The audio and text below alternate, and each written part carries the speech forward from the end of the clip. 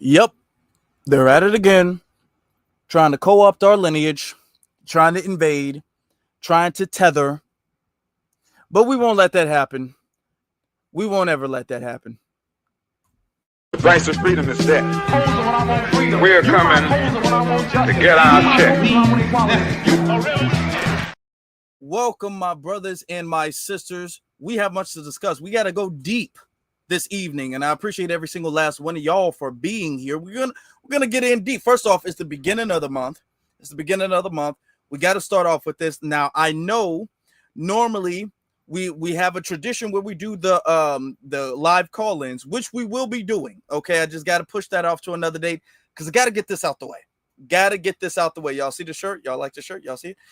Got to get this out the way. All right, because our heritage is something that we absolutely cannot play with. We cannot play with that. We cannot joke with that. We cannot dismiss that. We cannot dismiss any attempt to invade it, any attempt to co-opt it, any attempt to use that for any nefarious reason. We can't do that. I won't allow that to happen. Okay, so we're having this conversation tonight not to let that happen. Now, as you guys know, the Black American Heritage flag, as you guys can see, this because y'all left is my right and my right is y'all left. So anyway, this flag right here, as you can see, this flag, I've had this flag for years. I'm gonna be honest, y'all seen this. If y'all been following me, y'all seen this flag for years. Okay, I've had this flag almost as long as I've had the FBA flag. I've had that flag for a very, very long time. All right, I was one of the first people on YouTube. First off, really, both these, I ain't trying to, can I brag a little bit? I don't try to do it too much because it's not about me, but can I brag just a little bit for a little second, please? I was one of the first people. I'm not the first, but I was one of the first people to really use both of these flags. Okay, pretty much, and to keep it. To keep these flags. I was the first person to use them both at the same time, period. Point blank, period. I don't care what nobody say. Nobody was doing this before I was doing it. Now everybody want to do it now. Okay. Now I wasn't the first to get the FBA. Tariq was the first to, he made it. So he was the first to use the FBA flag.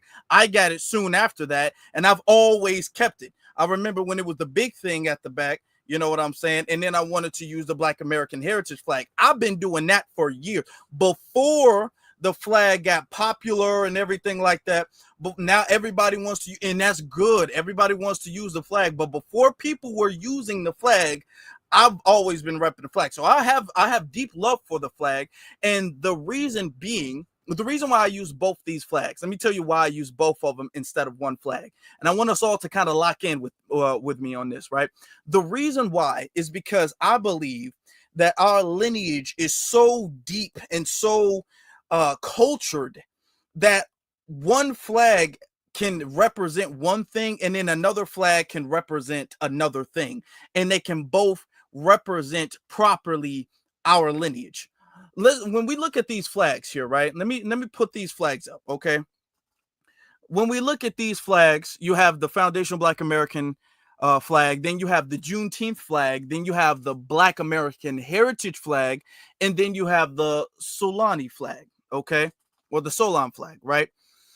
All of these flags represent maybe a different aspect of our culture and our lineage, right?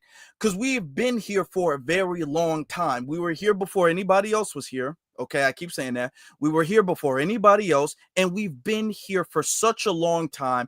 Our roots here are so deep that different flags can highlight different aspects of an era in our history here. For instance, when we use the Juneteenth flag, we don't use that flag every single day. No, nor should we. To be very clear with you, nor should we. We use that flag when it's Juneteenth because that flag highlights an aspect and a very important milestone of our history.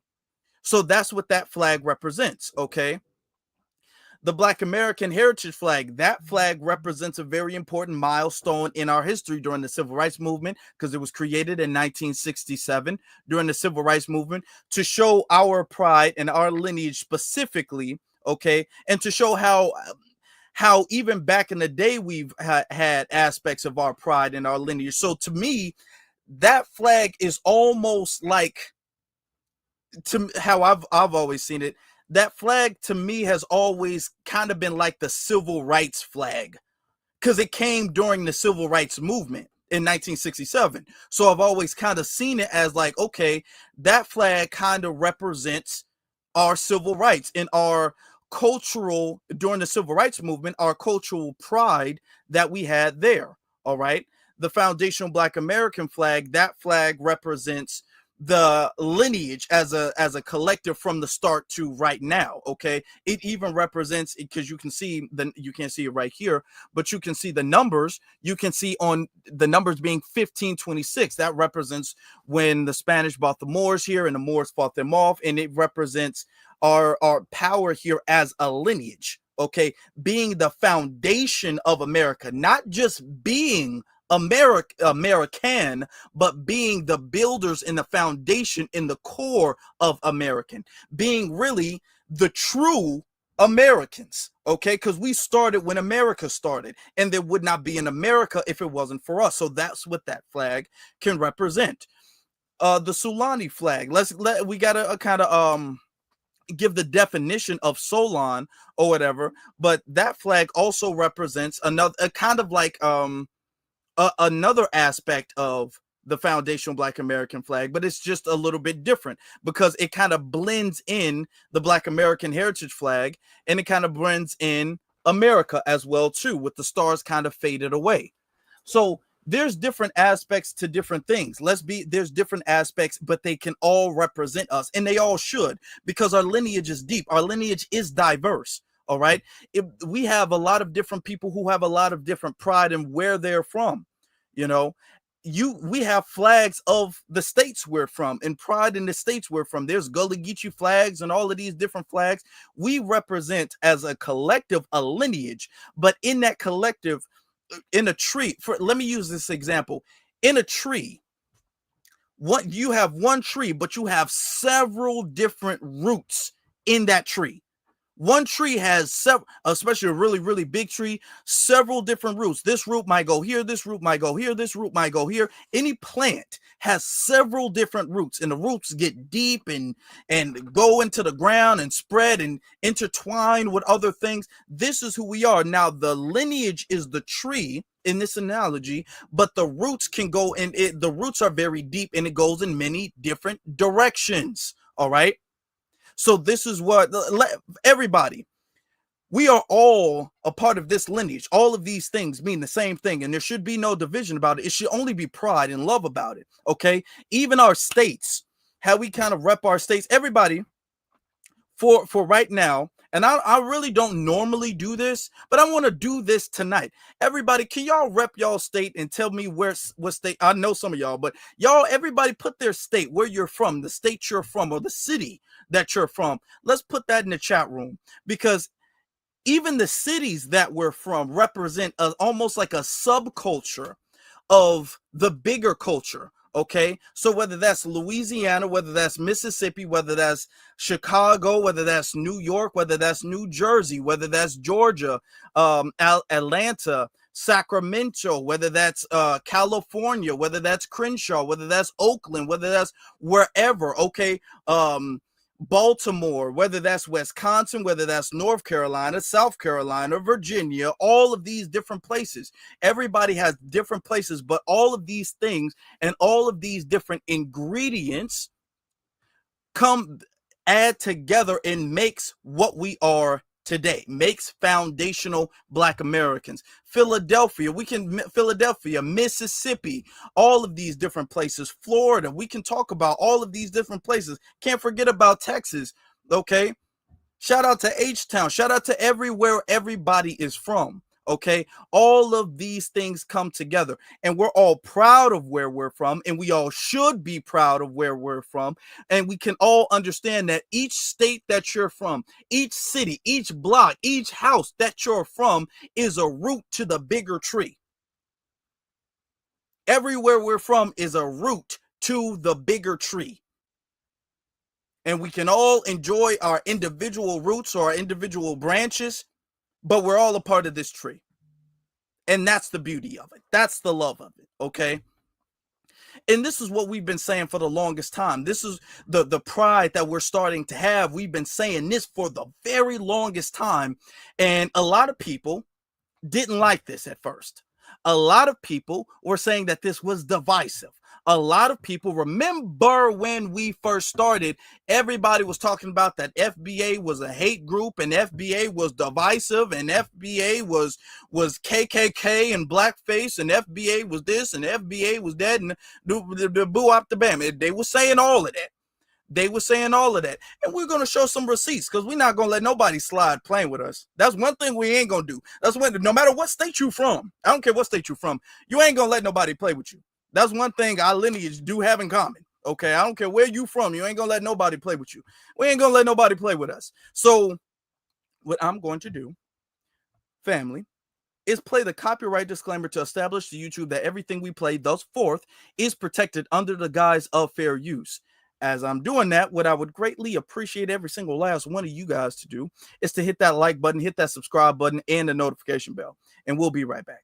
Copyright disclaimer. Under Section 107 of the Copyright Act 1976, allowance is made for fair use for purposes such as criticism, comment, news reporting, teaching, scholarship, and research. Fair use is a use permitted by copyright statute that might otherwise be infringing. Nonprofit, educational, or personal use tips the balance in favor of fair use. Let me let y'all know something before we really get started. Let me let y'all know something. Here's what I do, okay? Because I like to keep receipts on people.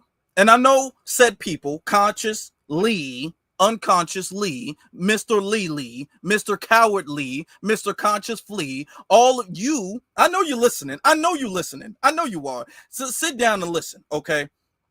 I keep receipts because I understand a lot of people like to switch up. A lot of people like to say, well, that's not really what I meant. Y'all taking what I said out of context. Oh, no. I keep receipts. These things, I don't just play them for YouTube. They go into the hard drive. They ain't going nowhere. They ain't go. If you deleted your YouTube video of you saying it, if I got it, I got it. You can delete it all you want to. You can break your computer. You can break your heart. I have it. Okay. I don't be playing about these receipts. Oh, no. I remember what you said. I remember what Conscious Lee was on. Conscious Lee was saying that we were wrong. We were divisive. We were xenophobic. He was attacking us for the concept of us delineating. All right. Let's play the receipts. Let's play the receipts. Just do a little reminder. Boy. Now, hey, listen. Just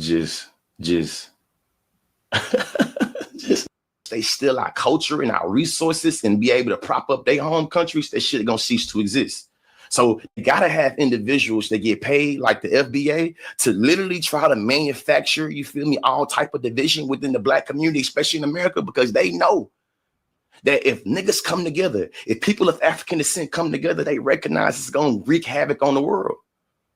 So you got to have individuals like the FBA that believes that because the boat dropped them off in America or because somebody came from America and bought their ass on the boat and brought them to America, they better. You feel me? They have to act like they white male counterparts and believe that because they are American, it's the best thing, sliced bread, and that they are always already more superior than other black folks because, hey, they're American. I'm talking about Haitians, Dominicans, or Puerto Ricans, or Afro-Colombians, Nigerians, you feel me? Shit, Burkina. Listen. In this debate, I'm going to be busting this man's ass on 3 arguments. The first argument I'm going to be making is about how citizenship, birthright citizenship specifically in this country, is structured by the black experience. I'm going to be referencing Dred Scott, and how the Dred Scott decision shows you that whether your black ass want to identify with being African descent or not, the rest of the world gonna always view you that way. Within me talking about the Dred Scott decision, we're gonna be getting into how birthright citizenship, or the word citizen, was never intended to be for black people. It is literally what the Supreme Court justices say in 1871 or 1861 when the Dred Scott decision is being handed down. Justice Robert Taney is his name. He says that literally the word citizen was never made for nor intended to apply to Black people, people of African descent. Therefore, Dred Scott trying to claim he gets the privileges or the rights of the Constitution does not literally transfer to him because he is not the word. It's not intended for him. Okay. That's really, he says the rulers of the debate. Now, remember,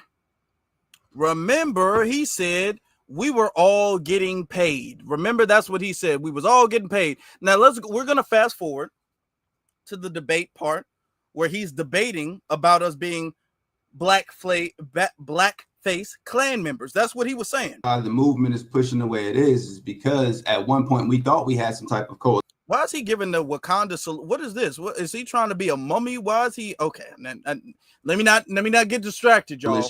Between everybody in the diaspora. But as we start to have these conversations and we realizing that most of them don't even really know the history of America as far as what our people been through and what we've been subjected to and how the fight that we fought even allowed them to get to where they're at now as far as coming to America. And then when they get here, they go against our best interests. So for instance, the Black Caucus, 44 out of 56 of them are non-FBA. Now you tell me if Black Americans can go move to an African country, right? Let's say we move to Nigeria, Ghana, whatever, and then we somehow take over their whole like establishment, they would never allow that to happen.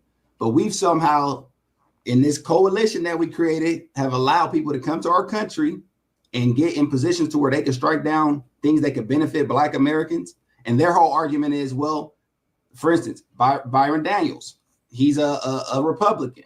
He went on live TV and said, well, my father is from Jamaica and my mother is from like Barbados, and I'm not for reparations because I wasn't a descendant of slaves. So we have a major problem going on, Conscious. And I think you should be fighting for this too. Like you should be fighting for this. Fam. I think it's, bro, you gotta have nuance, bro. You gotta have nuance, bro.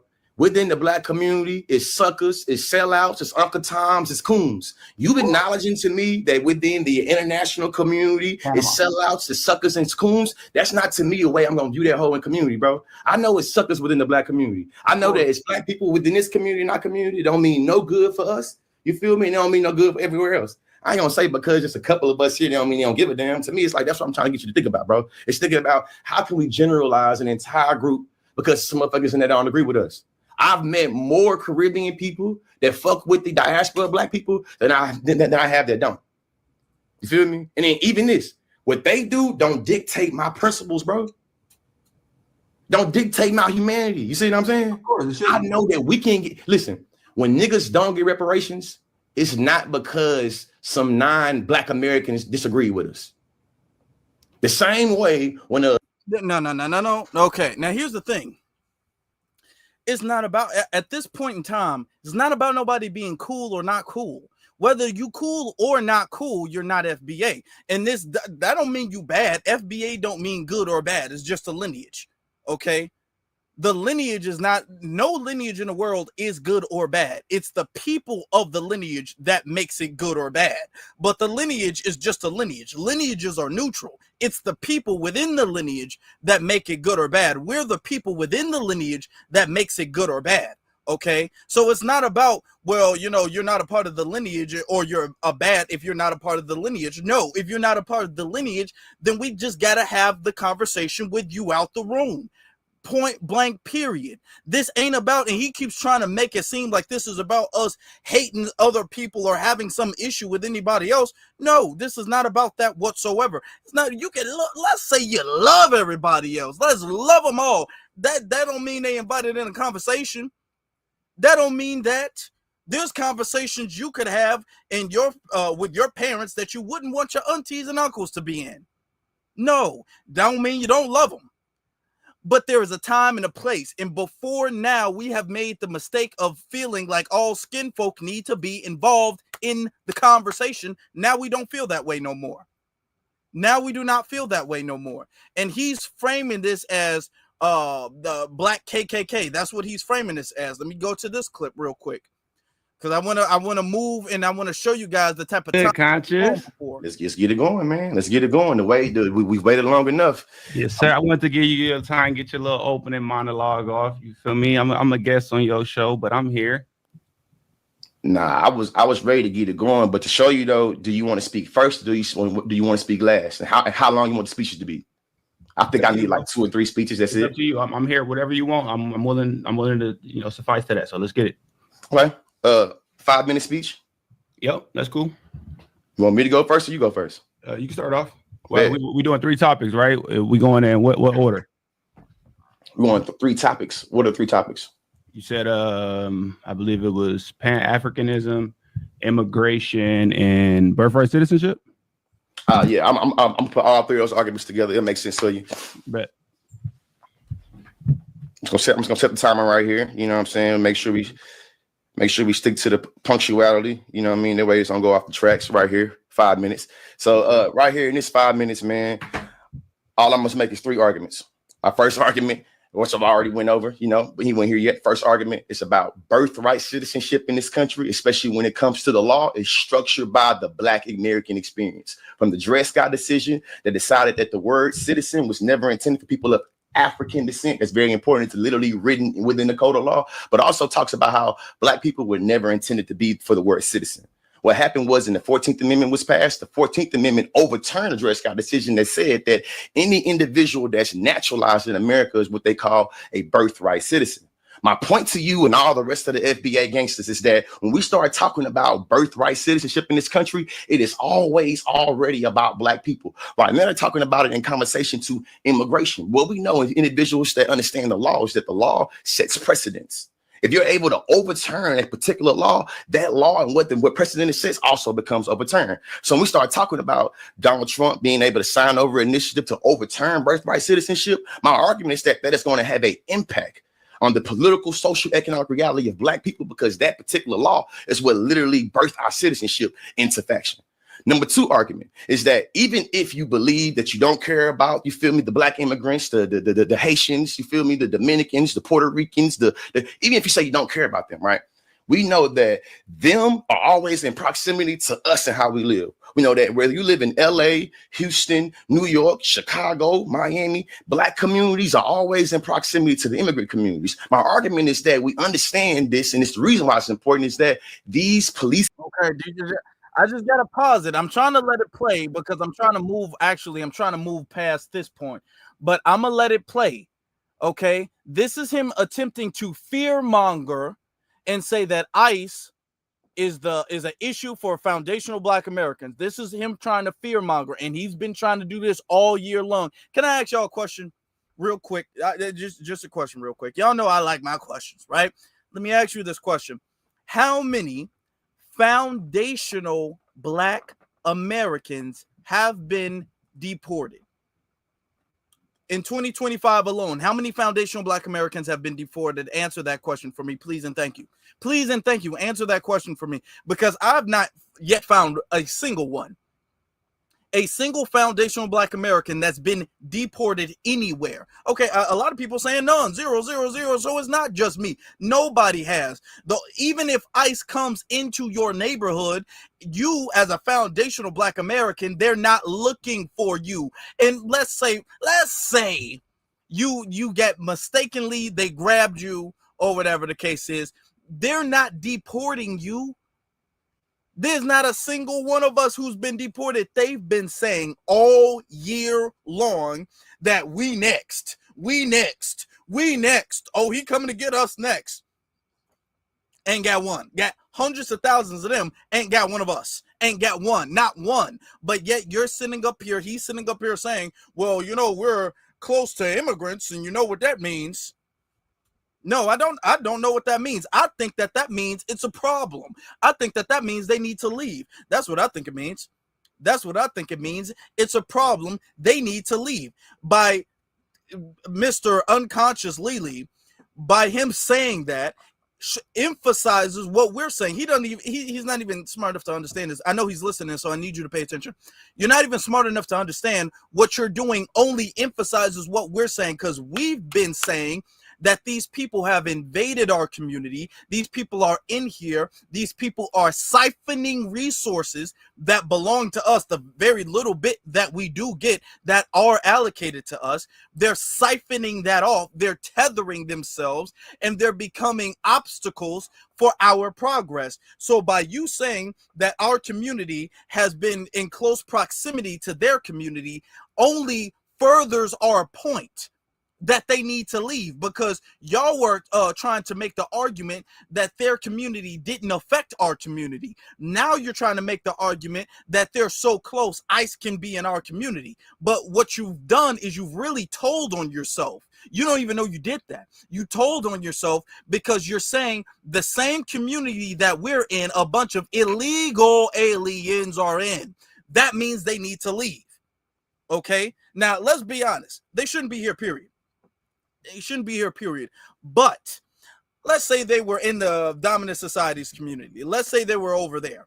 Let's say they were in the Hispanic community that's very far from our community. They weren't involved. It would be less of an issue. It would be an issue. It would. But it would be less of an issue.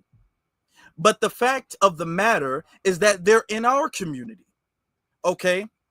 Remember, they were trying to turn community centers in Chicago into asylum shelters. They were the ones in New York. New Yorkers were sitting up there like, hey, man, we got to pay rent. And they're in this building and they don't got to pay no rent. So what's going on with this? Remember, New Yorkers were having issues with that. In Chicago, we was all like, hey, why they in some really nice hotels? Y'all sitting up there, y'all ready to put an eviction note on our door, and y'all got them in hotels. They don't got to pay nothing. You're not even going to give them a bill that they got to pay back. They don't got to pay nothing back. They just get to stay up there. They just get to be there. So what you have done, what he does, he doesn't know it because he's not that conscious, but he doesn't understand. What you've done is you've just verified and gave our argument more validity. That's what he's done with that. And a surveillance and a targeting always spills over into the Black community.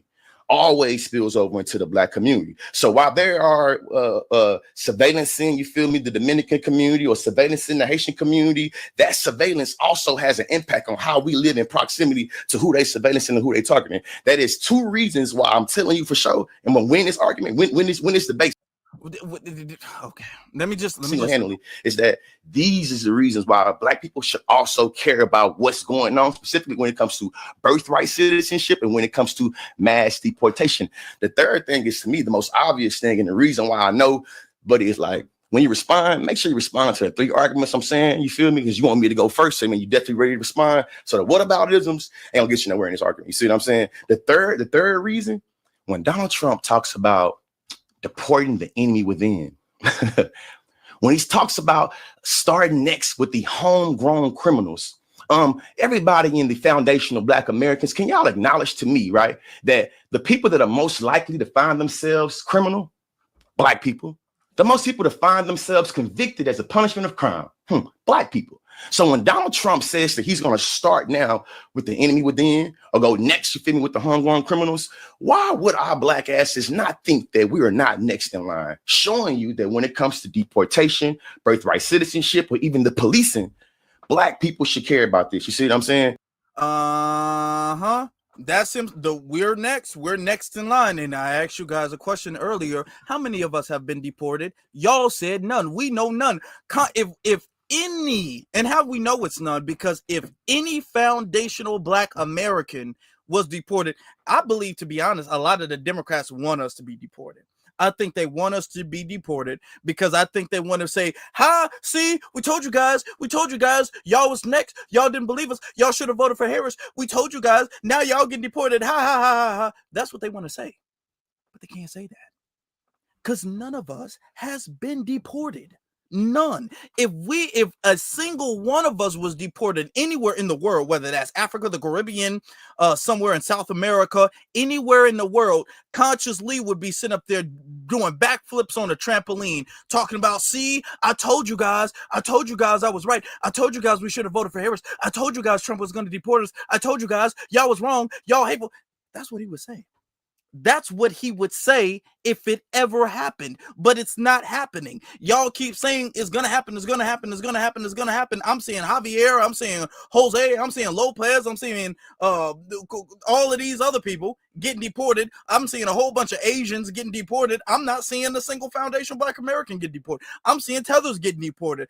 I'm not seeing no FBA get deported, but yet he's sitting up there like the homegrown criminals. That's you, because we criminals to them. So okay.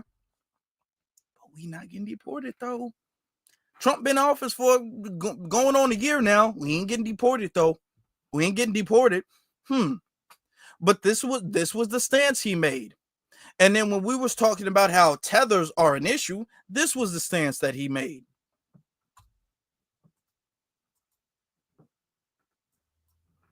Freedom, and not the ones that's locking up Black folks. That's not the ones that's giving us all these crazy different sentences. It's not the ones that's teaching Black people that slavery was good. You see what I'm saying? A lot of y'all hate and a lot of y'all vitriol is misdirected. You see what I'm saying? There's an entire system that's politically, socially, economically dedicated to literally deconstructing everything within the Black experience, and y'all fighting against tethers, quote unquote.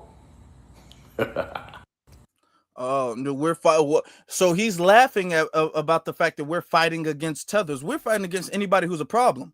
We was just last week, we was talking about Charlie and all of the MAGA folk who went to the HBCU. We be on anybody who's a problem. We on their case. We on their bumper about it. Anybody and everybody who's an issue, whether you a tether, whether you a suspected white supremacist, whether you Hispanic, whether you whoever, whether you homegrown, whether you a domestic, okay. Whether you a part of the lineage, we still on you. I don't look. I'm not Candace. See, that's the difference with us and them. Hold on. Let's go back to Candace. Hold on. And I didn't even think I was going to go there, but I think I want to go there. I think I do want to go there just to emphasize who we are and our level of integrity, because they're not really used to that. They're not used to our level of integrity because we don't do what Candace does. Okay, this is Candace. I'll be honest. I have a Caribbean bias. My former producer made it very. I have a Caribbean bias. I have a Caribbean bias. She has a Caribbean bias. My former producer made it very clear to me that I have a Caribbean bias because she'd pitch me stories or like say like Rihanna did this, and I'd be like, I'm not gonna say anything bad about Rihanna, or like Nicki Minaj, and she's like, but I have a Caribbean bias. Oh, okay. See, we don't. No, we don't. We have a bias for justice. We have a justice bias. We have a righteous bias. If we have a bias at all, it's a righteous bias. It's a bias about truth and justice. It's a bias about Black empowerment. That's our bias. So we're not going to sit up there and be all like, well, if FBA does something wrong, whether that's Thomas Sowell, whether that's Jesse Lee Peterson, whether that's anybody else who might perhaps be FBA who's off code, even if that's consciously, it don't matter who it is. If that's Brandon Tatum, if he's FBA, you see, we don't spare him nothing.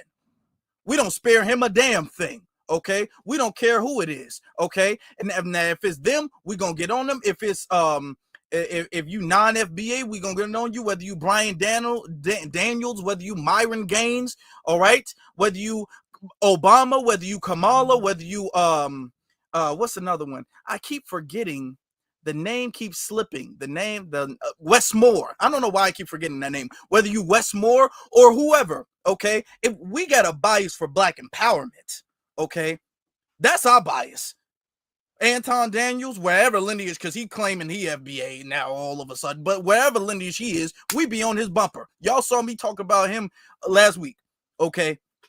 That's our bias, okay? If you a member of the dominant society, we don't spare nobody. Clarence Thomas, we don't spare nobody. We don't spare nobody here. See, that's the thing y'all got, okay?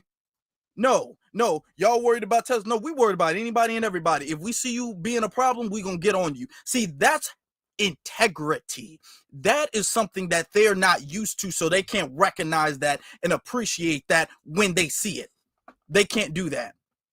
So all of this caping for tethers and caping for immigrants and caping for all of this stuff, that was very interesting, because now he's out here trying to quote unquote rep the Black American heritage flag. That's what he's doing. Now, before we get into the Black American heritage flag, let's do a little bit of homework. let's do a tad bit of homework, okay, to discuss the origin of the Black American heritage flag. And I think the best person to do it is the creator of the Black American heritage flag. So I looked up and I've been able to find the creator of the Black American heritage flag, and he's rest in power to him. He's not with us anymore, but he made a video of the origins of the flag. And I need you guys to pay very close attention to what he says, so that way it doesn't get remixed. Just pay attention, because it's going to be important later on. Interesting points about the creation of the flag in the mind is that it was in both our minds for a long time. Even as a child at 3 years old, I would go and sit on the curb in Elizabeth, New Jersey, and watch the parade go by. I see the American flag, and I see the flag that represents Italian, Spanish, whatever it might be, and they would march up and down the street honoring the 30th of May. And then when it came time for the Negro, at that time we were called, I remember every year we would march down, and guess what? All we had was the American flag. And I went home to my mother, and I remember asking her, and I think I couldn't have been no more than 5 or 6 at that point. I said, Mommy, why don't we have a flag? But every once in a while, it would creep into my mind.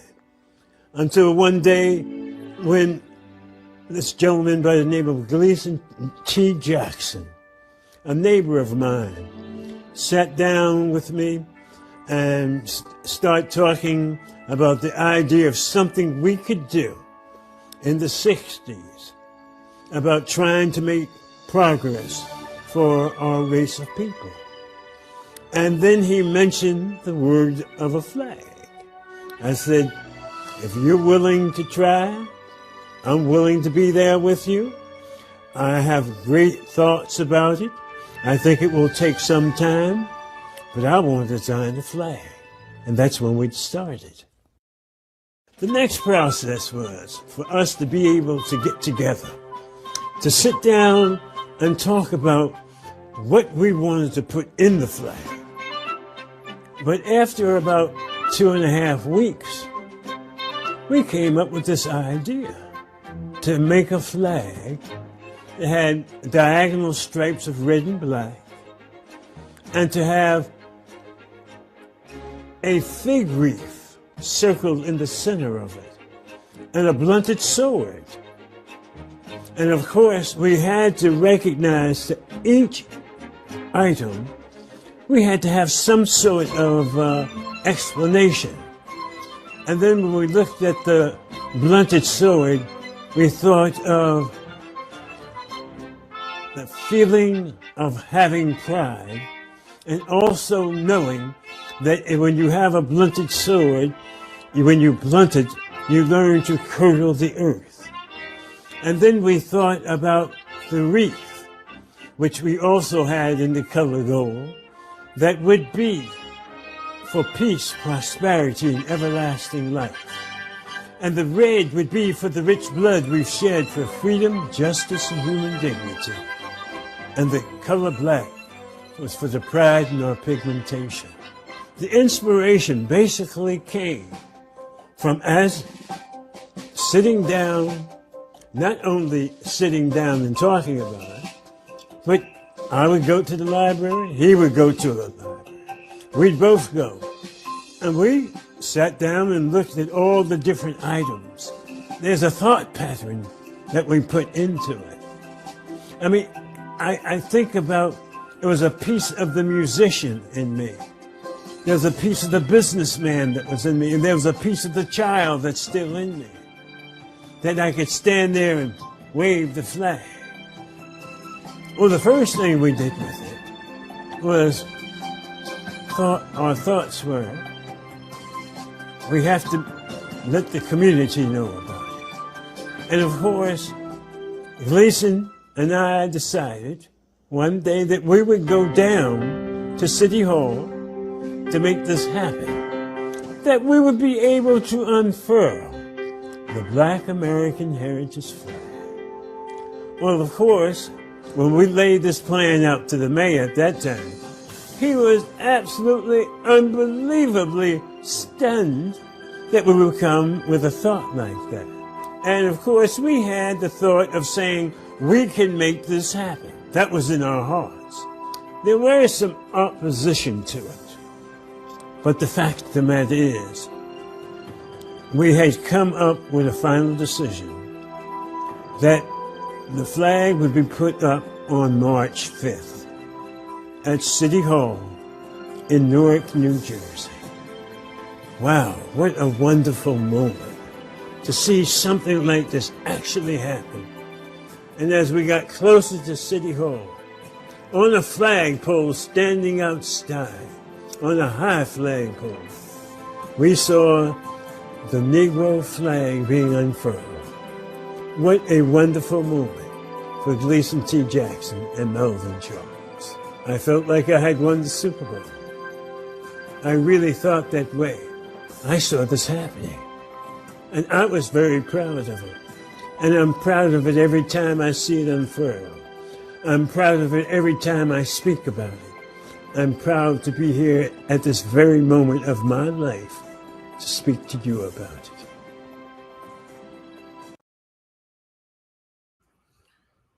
Well, there we have it. Okay. The origin of it. I think that was beautiful. I think that was absolutely beautiful. Shout out to our brother. That was Melvin T. Jackson. He was one of the co-founders. And then Melvin Charles and Gleason T. Jackson. Those are the creators of it. All right. So shout out to them.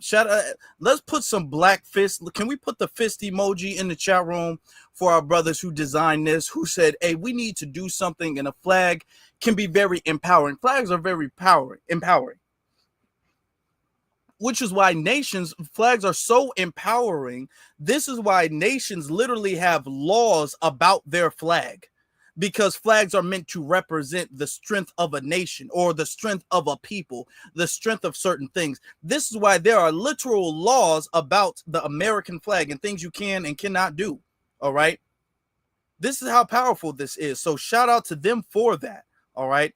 And I want us to understand the origin of it, because anytime anybody from this moment forward, anytime anybody tries to say, well, no, that means something about some Nigerian tribe or whatever the case is, you heard it from the creator of the flag, why they made it, and what each item, whether that's the colors, whether that's the sword, whether that's the fig leaves, whether that's the black, from start to finish exactly what this flag means by the creator. I couldn't even explain it better to you myself. The creator himself told you. One of the creators, okay, because I don't want to take any credit from the other one, but neither of them are with us. But he lived long enough to do an interview and to tell us exactly what that means. Okay. Let me get to the super chats real fast. Shout out to Antithesis. He says, out here supporting, even through shutdown. Hey, appreciate you, brother. Appreciate that. Then he goes on again and says, FBA, we kings and queens out here. We are, and I love us. I do too. And that message, it was just so heartwarming to see. Don't you think? Don't you think that was just a heartwarming thing to see? So you got that. Then remember the person who said that we shouldn't care about tethers and we shouldn't care about our national pride because that's xenophobic. He's out here repping the flag.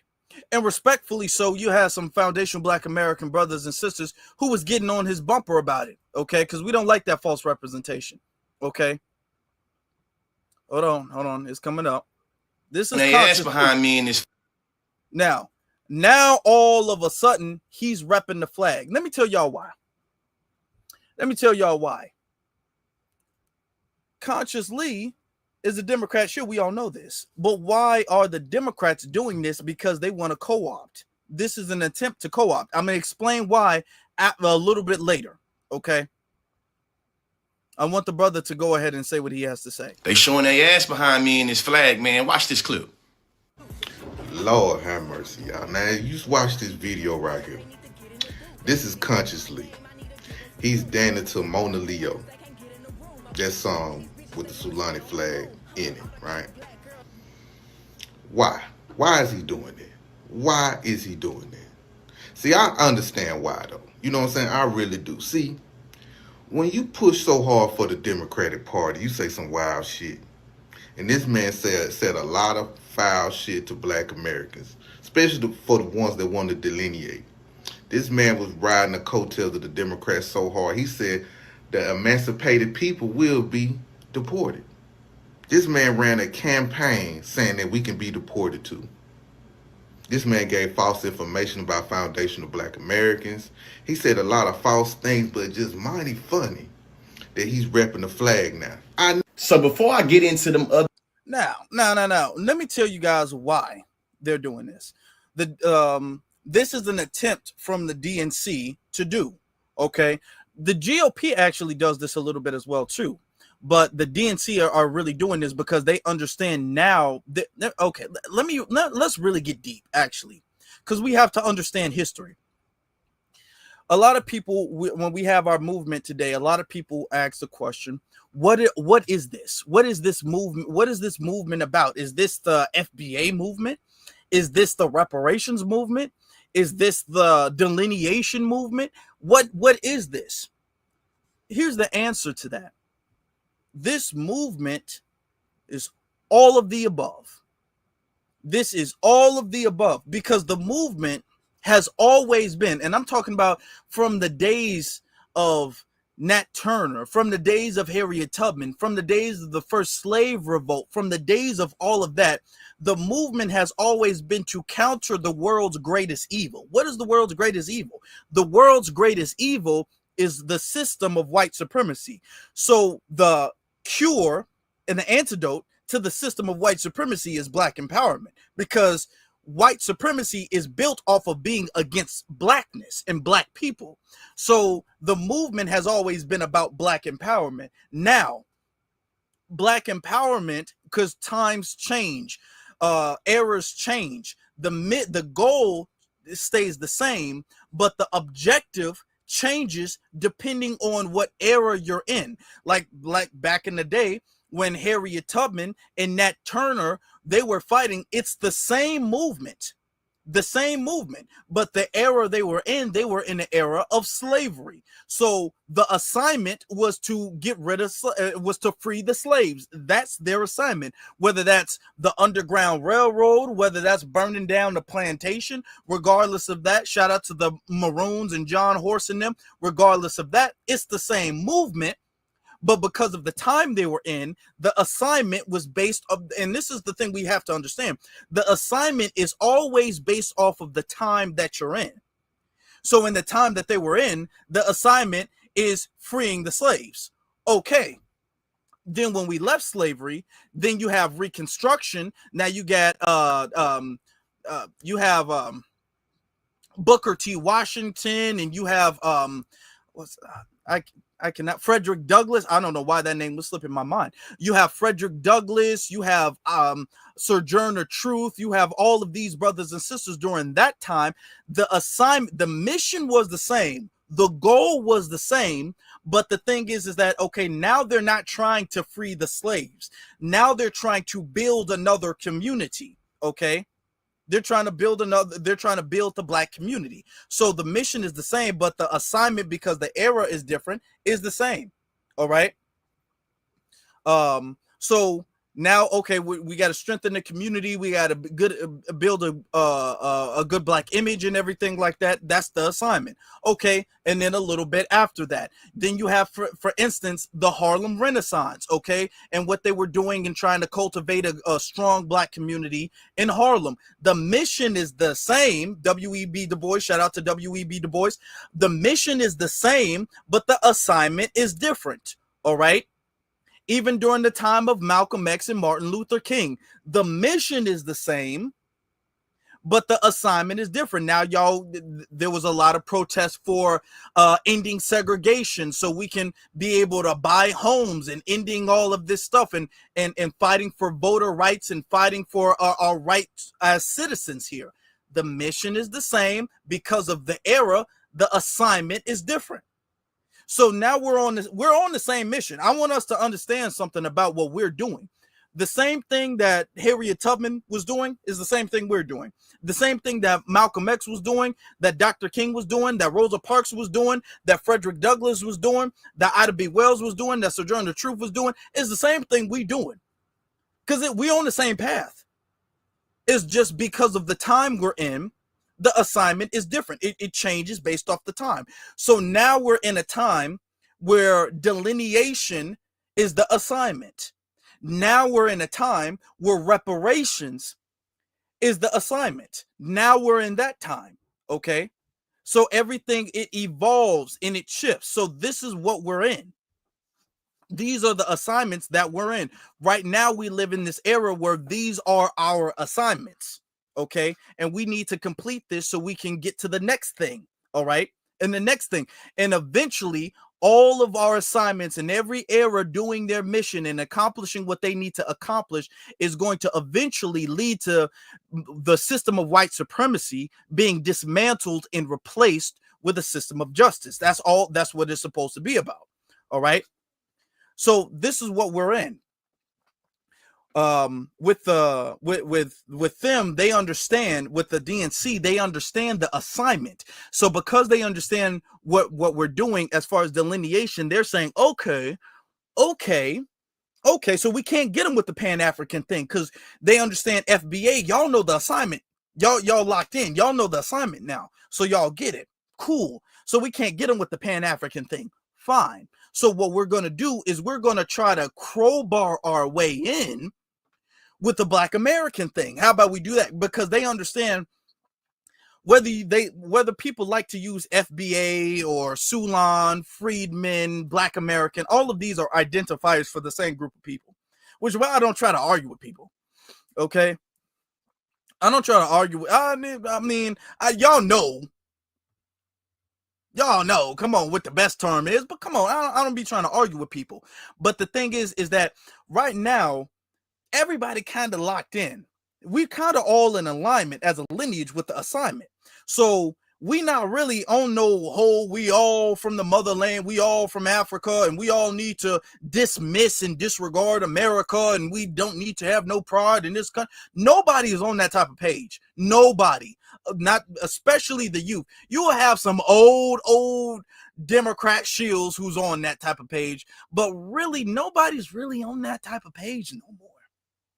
And that's where they messed up. They said, okay, so if they're not on that type of page, we got to make it seem like we're on the same page they're on. And this is what the Democrats have always done. Remember with the Black Lives Matter thing, we were saying, hey, we need to do something about these police officers. They're out there wilding. They're out there just taking Black people left and right. Something needs to be done. So they said, okay, well, if that's the type of page they're on, then we need to come in and co-opt that. So they formed an organization, okay, which is their way of co-opting our assignment. Because at that time, we were on the assignment of handling the police, okay?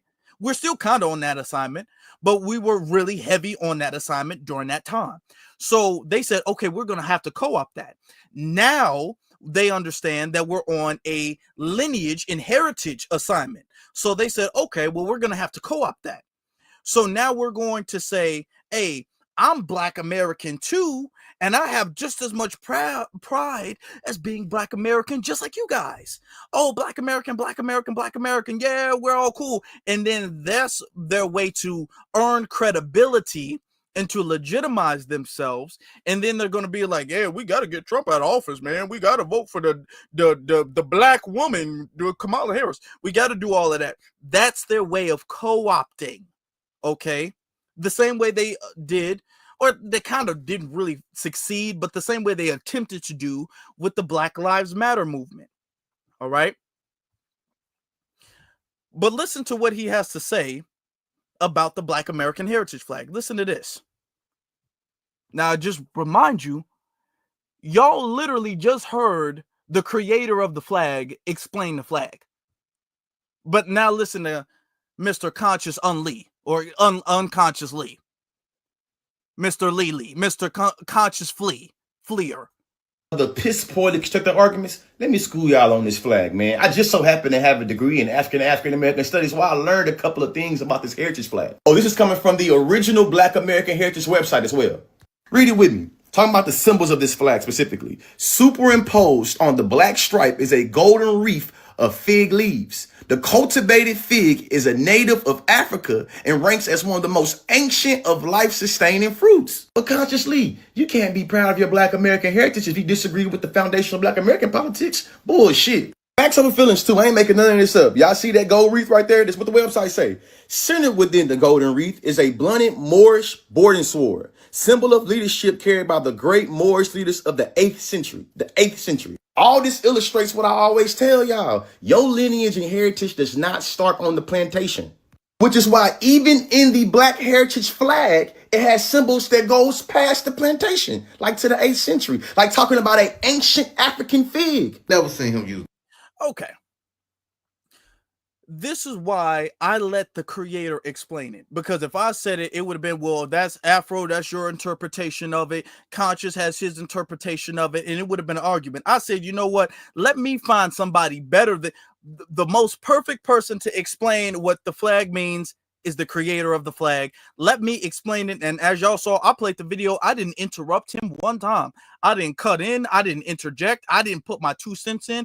I let the thing play from start to finish. Now, from start to finish, okay, you heard Melvin Charles. You heard Melvin Charles explain why he created the flag, what was in the flag, what the colors mean, what the symbols mean, how he popularized the flag. Did you hear him even mention Africa one time?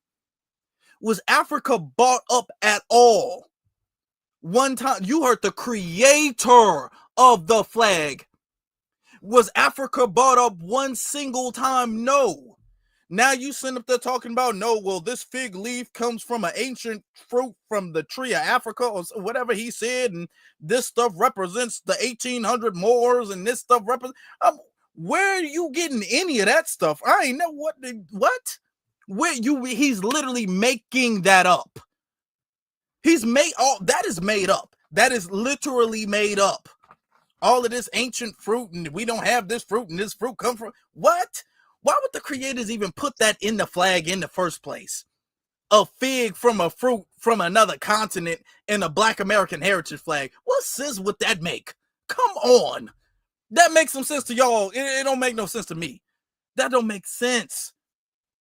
No, the flag was not... No. Y'all heard what he made. Y'all, the origin of the flag. Y'all heard that. Now Conscious Lee is trying to remix everything and have this be disconnect. Why he tried to do that is he's trying to really disconnect the flag to its national origin, because the flag means us. Okay, our nationality is American, but our ethnicity is also really, because we created America, really foundational Black American. That is that, because we are the foundation of America. Okay, and we are Black. And he's trying to disconnect that by trying to give credit to the flag of our heritage to other things. That's what he tried to do. But let's continue. Flag, unless y'all have, I don't really see a lot of his videos, but like some of his viral videos, I never seen him rep the Black American flag like that. Most of my audience don't know who FBA is, and the other people that know who FBA is also don't like y'all and disagree with y'all. So the way... And notice how he keeps framing, don't like y'all, disagree with y'all. We're not a y'all. We're the lineage. It's an identifier for the lineage. And he keeps framing this like we're some type of organization with we're card-carrying FBAs with memberships and meetings and chapters and all that. We don't have none of that. We have none of that. What do you mean you disagree with y'all? Some of us voted for Kamala, some of us didn't. Some of us voted for Trump. Some of us didn't vote, myself included. Okay.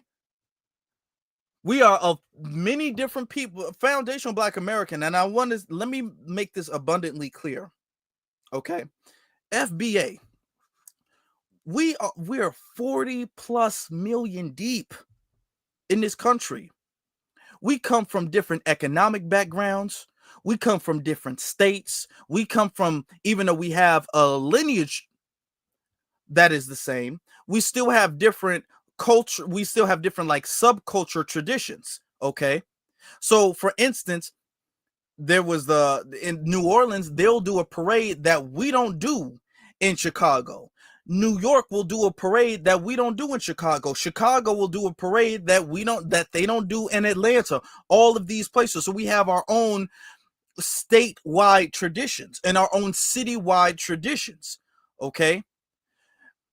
We're all different in that way. Some of us come from, like I said, different economic backgrounds. Some of us come from different political backgrounds. Some of us come from different religious backgrounds. Some of us don't agree with other people at all. The Debunking parade. Shout out to the Debunking parade in Chicago. All right.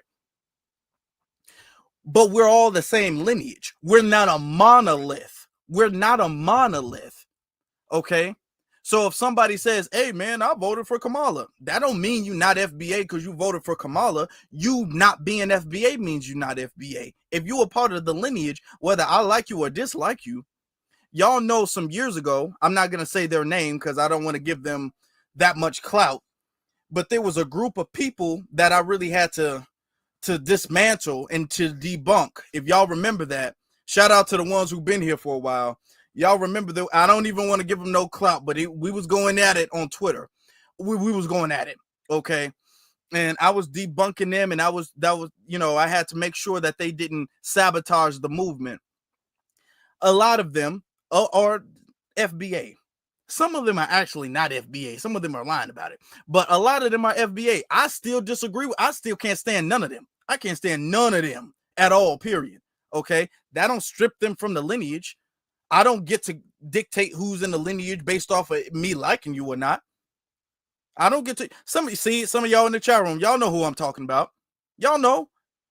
And then I never question them being in the lineage unless I got receipts that they don't belong in the lineage. So the lineage is not a monolith. So you can't say, man, my audience disagrees with FBA. Your audience disagrees with 40 million people.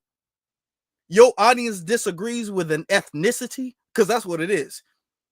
So that means that whoever your audience is disagrees with an entire lineage of people. That's what you want to say? Because that's what he said. Hey, y'all be trying to monopolize the black identity and make it like, well, if you black, you gotta be FBA and you gotta agree with us. It's tomfoolery. You have dope and dog food, put it down. All this happening because as a result of me being in a Monoleo video, I wanted to help promote it because, supporting black women is real. Even in the video, she stitched flags from across the diaspora, and these folks still want to make these horrible claims about he said we can't delineate.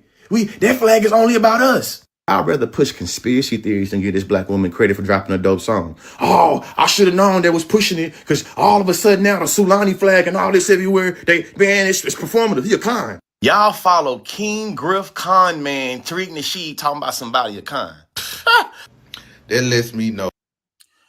Okay, the King Griff Con Man Tariq Nasheed or whatever the case is. Conscious, my only thing is, and I'm not trying to be too long, didn't you challenge everybody to a debate?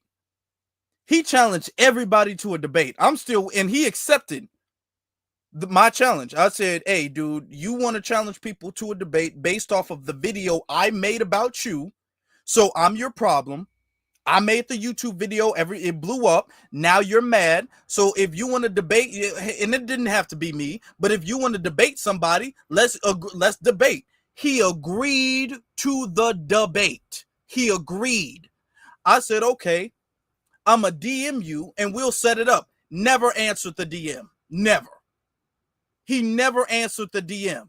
So don't you sit up there be calling anybody else a damn con man while you sit up there openly challenging everybody, talking about, man, I'll smoke anybody. I'm ready for the debate. Pull up, pull up, pull up, pull up. And then when people pulled up, you turn from consciously to cowardly. You don't want to debate. Do you want to debate Tariq?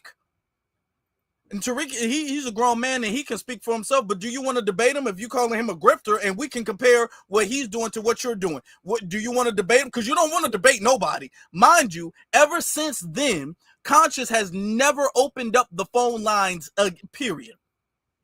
Ever since he launched that debate challenge, he has not opened up the phone lines. He's not done that. He's not done that. Okay. So if you ain't going to debate nobody, you need to be quiet. That's what you need to do. Because I remember that. That's what you need to do. If you don't want to, if you're too cowardly to debate nobody, then you need to be quiet. Because I've been checking for him. I've been waiting. He better not ever do that.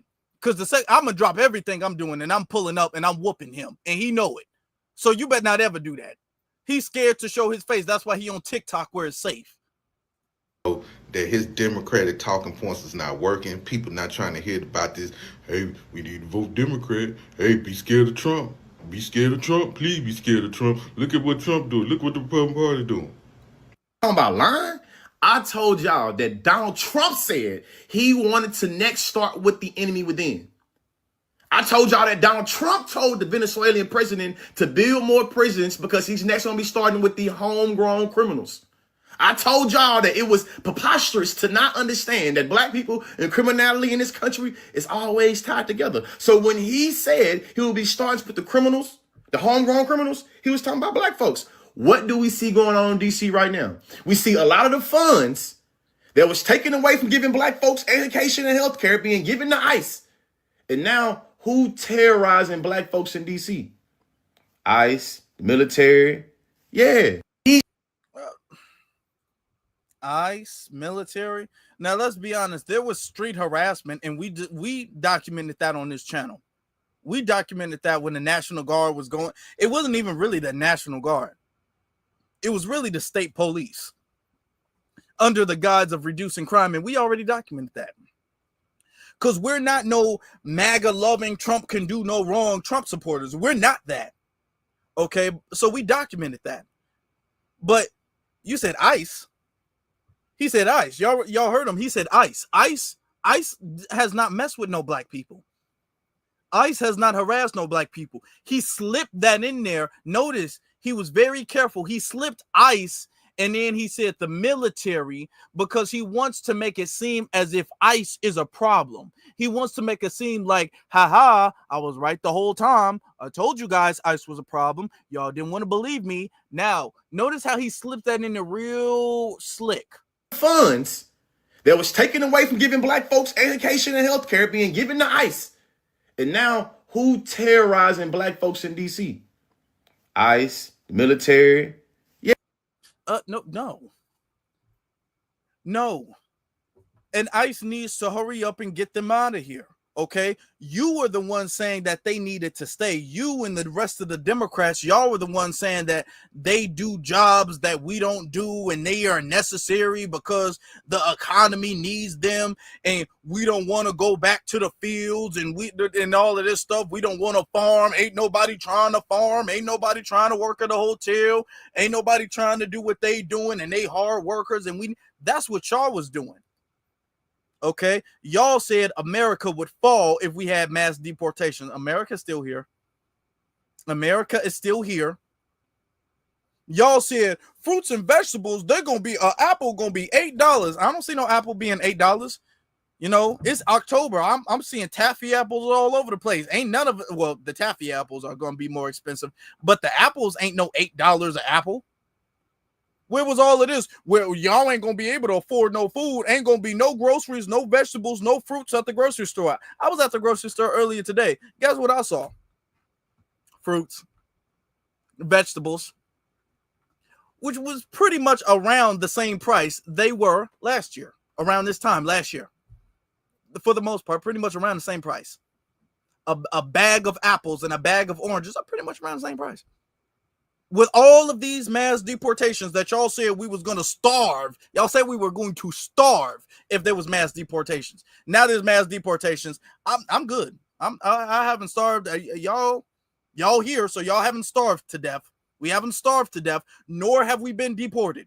But y'all still trying to push this fearmonger tactic that mass deportation is harming us in some way. But y'all just have not been able to figure out a lie that sticks.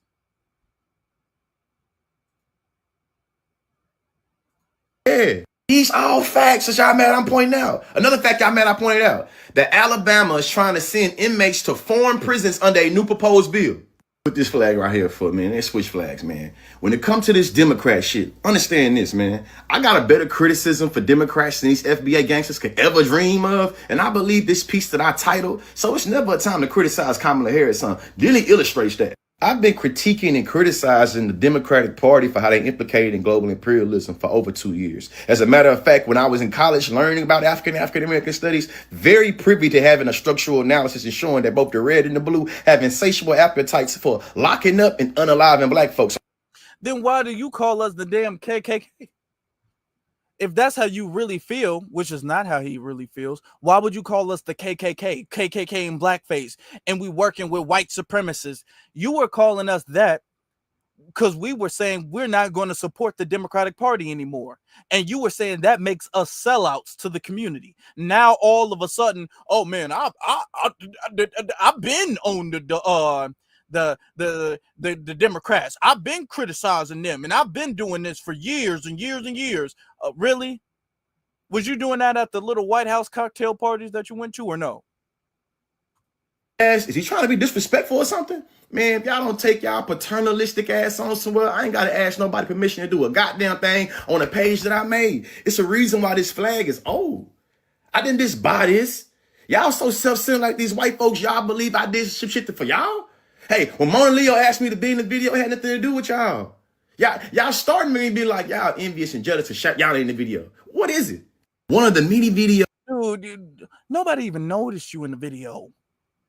I have critiquing Obama. This one got over. Now listen to this. This is very important. Listen to this.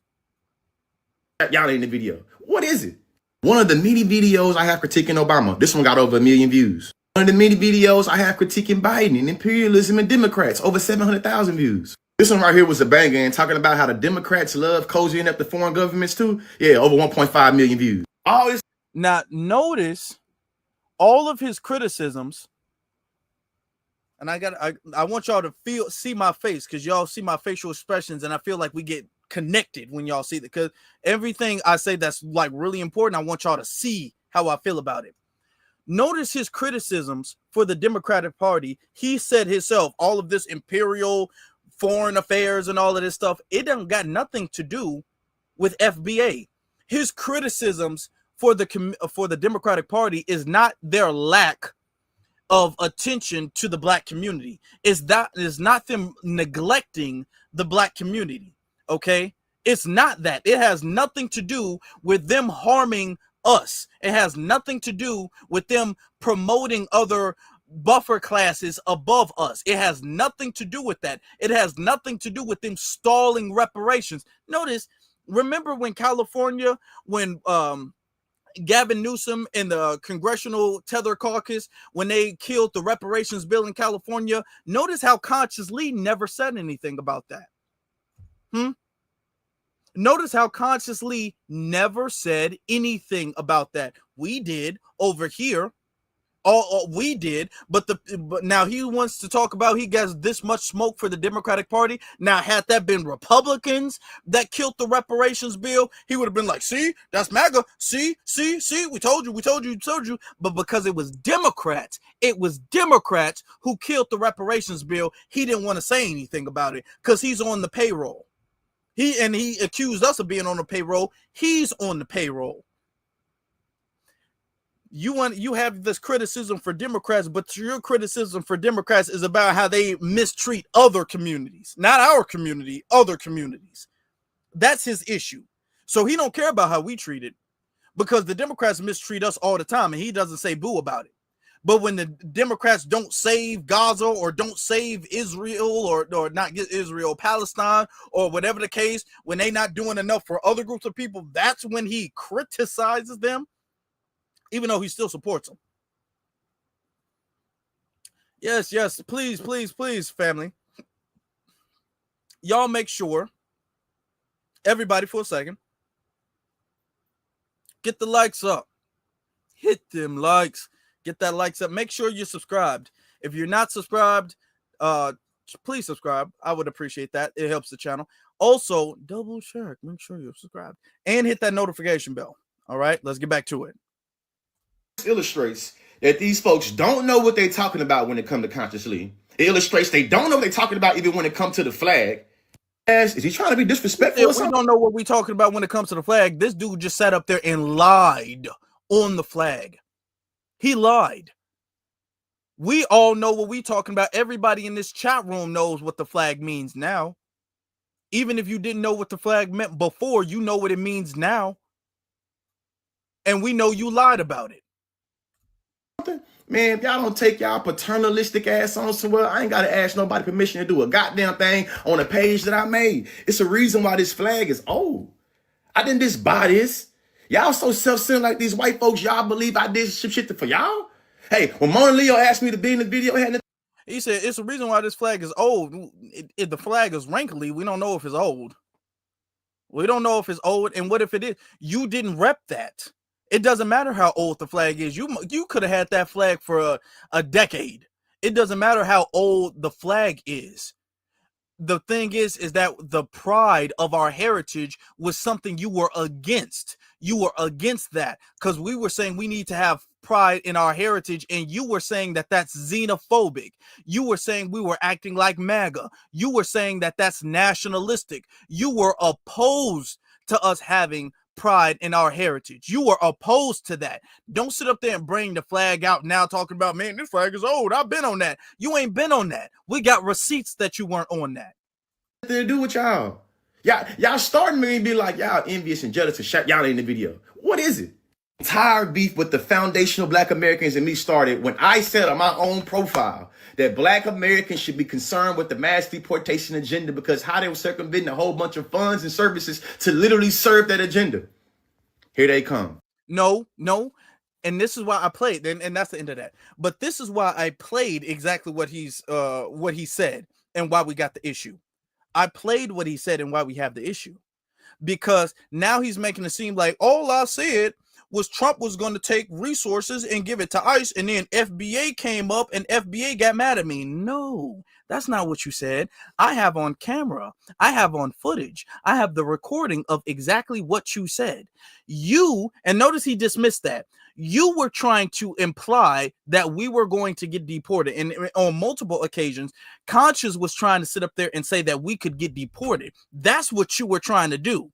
Now that you realize that that stick ain't really working, that plane ain't really land the way you wanted to, it crashed and burned. It was a crash landing. It didn't land that smooth. Now you want to say you didn't really say that or don't want to admit you said that. That was our issue. Because you were using your profile to mislead people into having this fear that we were somehow going to get deported. That was our issue with you. And when we said, hey, you know, we're not going to get deported, he attacked us. We didn't come for him.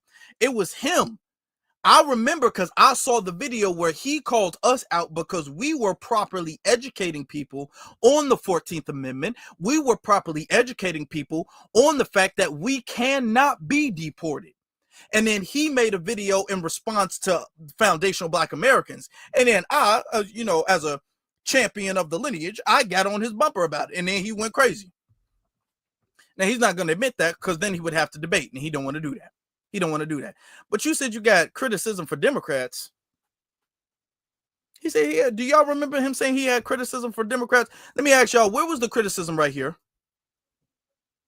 I want to know what the criticism is right here. On my mom, I got a lot of other things I want to say and ask, but I'm not going to do it on time. So just right here, just to wrap it up, there's a lot of people in my audience that have kind of lost faith in the Democratic Party uniquely, and they feel a little pessimistic what's going on right now. I know you fighting the fight and you're doing your thing. What would you tell my audience that's kind of losing support or losing hope in the Democratic Party uniquely? Because I feel like it's a lot going on. I don't think we should ever put our faith in man, period. Whether we're talking about a party or anything else. Why you Conscious? I thought you was neither for the Democrats or Republicans. Why are you trying to get people to have faith in the Democratic Party again, Conscious? It's like that's the first flaw, right? So the thing is, though, You can say that you feel a way about the party, but if the party is made of people and you decide that you are not going to participate, then let me tell you, this party will continue to disappoint you. So I have my own fair share of disappointments. Please believe I have my own fights, but at the same time, I can never side with white supremacists. And I understand that there is no perfection that is walking on this earth, but I need to do my part to see where it is that I fit in best. And the best place for me is the Democratic Party. It doesn't mean that it's the perfect place. And that's what you have to decide. If you are okay with somebody consistently trampling on you and acting as if you are less than simply because of how God made you, which is to be wonderfully made, to be clear, what they fear is us and our greatness. And so now, notice that Jasmine, even though you given the chance to talk about how people can, I guess, retrust you guys or regain trust in the Democratic Party, Jasmine pretty much says, yeah, I mean, we messed up, but we human, but at least we not them. To summarize the message, and I don't even need to play no more of that, to be very honest with you, but to summarize that message, Jasmine, that's what you were saying. That, hey, you know, we messed up, but we not as bad as them. At least we don't hate you guys that much as they do. That's essentially what Jasmine is saying. And Conscious is just kind of circling the room, acting like, yeah, look at me, I'm just circling the room, agreeing with all of that. Conscious was agreeing with all of that. This is another thing from Conscious. Hold on. Ooh, press the wrong button now. Don't mean to do that. This is another thing from Conscious. Let me pull this up. Where is it? Where is it? Okay. Look at this. Now, this is the person who doesn't support the Democrats or the Republicans, but this is him. Kamala Harris ran the best campaign that was possible given the time and resources that she was able to run. While other people believe, though that might be true, there were a lot of mishaps and missteps that she could have done differently that made it where we had a different result. You got people that believe that she lost because of her race and her gender, which begs the question, should she run again in 2028? What should be pointed out is that interpretations always vary, so depending on who's telling the story, they're going to say that she's the best thing since sliced bread, or she's just a neoliberal fascist that's pushing in the soft power for America. The question of... First off, and I'm sorry, y'all. I'm sorry, family. The music is killing me. This music is so damn dramatic. I think that the Justice League is gonna start flying around the places. Why are you playing the music from the Avengers soundtrack? What is this? Why are you being so damn dramatic? Like, this is like when the hero feels like he's on his last breath, but he remembers his friends and he stands like, what? Okay, the music is too much. And he's sitting up there caping for this Indian woman who said no to reparations, but Conscious doesn't have an issue with that because you've never heard Unconscious championing reparations. But this is him talking about, oh yeah, she doing real well for 2028. Okay. Who's telling the story, though, is always an important one. And for the folks watching this video, I believe that's a great way to orient yourself towards media too. What is the interpretation of who's telling the story? For instance, News Fact Network is a center-leaning interpretation of news that says that Harris is leading the early 2028 Democratic field with a 36% support, and apparently has a very high factuality when it comes to the way they reported it. The Independent says that Harris dominates the new poll on who Democrats are back in 2028, with AOC being in third. You know, left-leaning but mixed factuality. And for the right-leaning interpretation, incredible Kamala development stuns the U.S. But hey, high factuality though. I like using Ground News, which is this app and website that tells you which stories are being covered more by left-leaning news or right-leaning news. The app even tells you about what's happening in the center just to make sure you get a well-rounded perspective. For example, Ground News breaks down the bias comparison. It says left-leaning outlets frame Kamala Harris' poll performance as dominating and being a runaway favorite, underscoring her appeal with the Democratic Party, while right-leaning sources, through acknowledging her lead, subtly undermined it by emphasizing the specific percentage of Democrat voters and supporting her. See, Ground News provides me a little uniqueness on the interpretation. It points out that the left highlighted Democratic donor hesitancy about future candidates, whereas the right de-emphasized this and instead focused on Harris' assurance that she is not going anywhere, painting her as a resolute. Should Kamala Harris run in 2028? Hey, it depends on who's asking and who's telling the story. Ground News shows you each sources, the factuality, what bias is leaning, it even tells you who owns the publication, giving me more understanding on not just what's happening, but who's telling the story and why. If you want to get full context on stories like these, go to the link in my bio where people in my audience can get a 40% off discount on the Vantage Point plan, bringing down the man, ain't nobody gonna go to the link in your damn bio. Listen, this is who he's championing, and he's never criticized her for saying no to reparations. He's never criticized her for that. And we've been the ones championing that. We've been the ones bringing that up, that she was all like no for reparations and she's not going to do anything specifically for black people. While you sitting up there putting this damn making super heroic music behind this woman as if she's the champion that's going to save the world. That's what you're doing, Conscious. And this is what she has to say about black folk. The reality also is this: any policy that will benefit black people will benefit all of society. Let's be clear about that. Let's really be clear about that. So I'm not going to sit here and say I'm going to do something that's only going to benefit black people. No. Oh, okay. But according to Conscious, that doesn't matter. Let me ask y'all a question. I know what I think. I don't want to know what y'all think. Kamala is done. She's done. She's trying to push this book out where she's trying to blame the Biden administration and other people, Tim Walz and all of that stuff, for her losing her historic loss of the election. She's done. And there's no return. She ain't coming back in no 2028 beating nobody. No, it's over with. If y'all agree that Kamala is over with, can y'all put some greens? Because you know she likes making her greens in the bathtub. Can y'all put some greens in the chat room? Put either greens or you can put a bathtub. Let's put greens and a bathtub, or greens or a bathtub in the chat room. If y'all agree, it's over with. It's a wrap. Ain't no coming back. Ain't no nothing she could do. She's done. It's over with. Yeah, consciously he's gonna sit up there and champion her like, oh, it looked like she making a comeback. It looked like she making a comeback. She lost like what, 6 months ago. She making a comeback already. She lost and then disappeared. She's only reappearing now because there's a book she's trying to release. But we ain't seen or heard nothing from her. So why are you trying to argue that she's making some type of heroic, not just a comeback, a heroic comeback? You would have thought he's advertising for a Superman movie with the music he had in the background. What the hell? What is this? Come on now. We ain't even gonna do all that. We ain't even gonna do all that. But you know, folks still been on him, and he said he comes back, he follows back. Oh, come on, where is that flag? It had African symbols embedded. The claimant flag, it had African symbols embedded inside of it. Don't take my.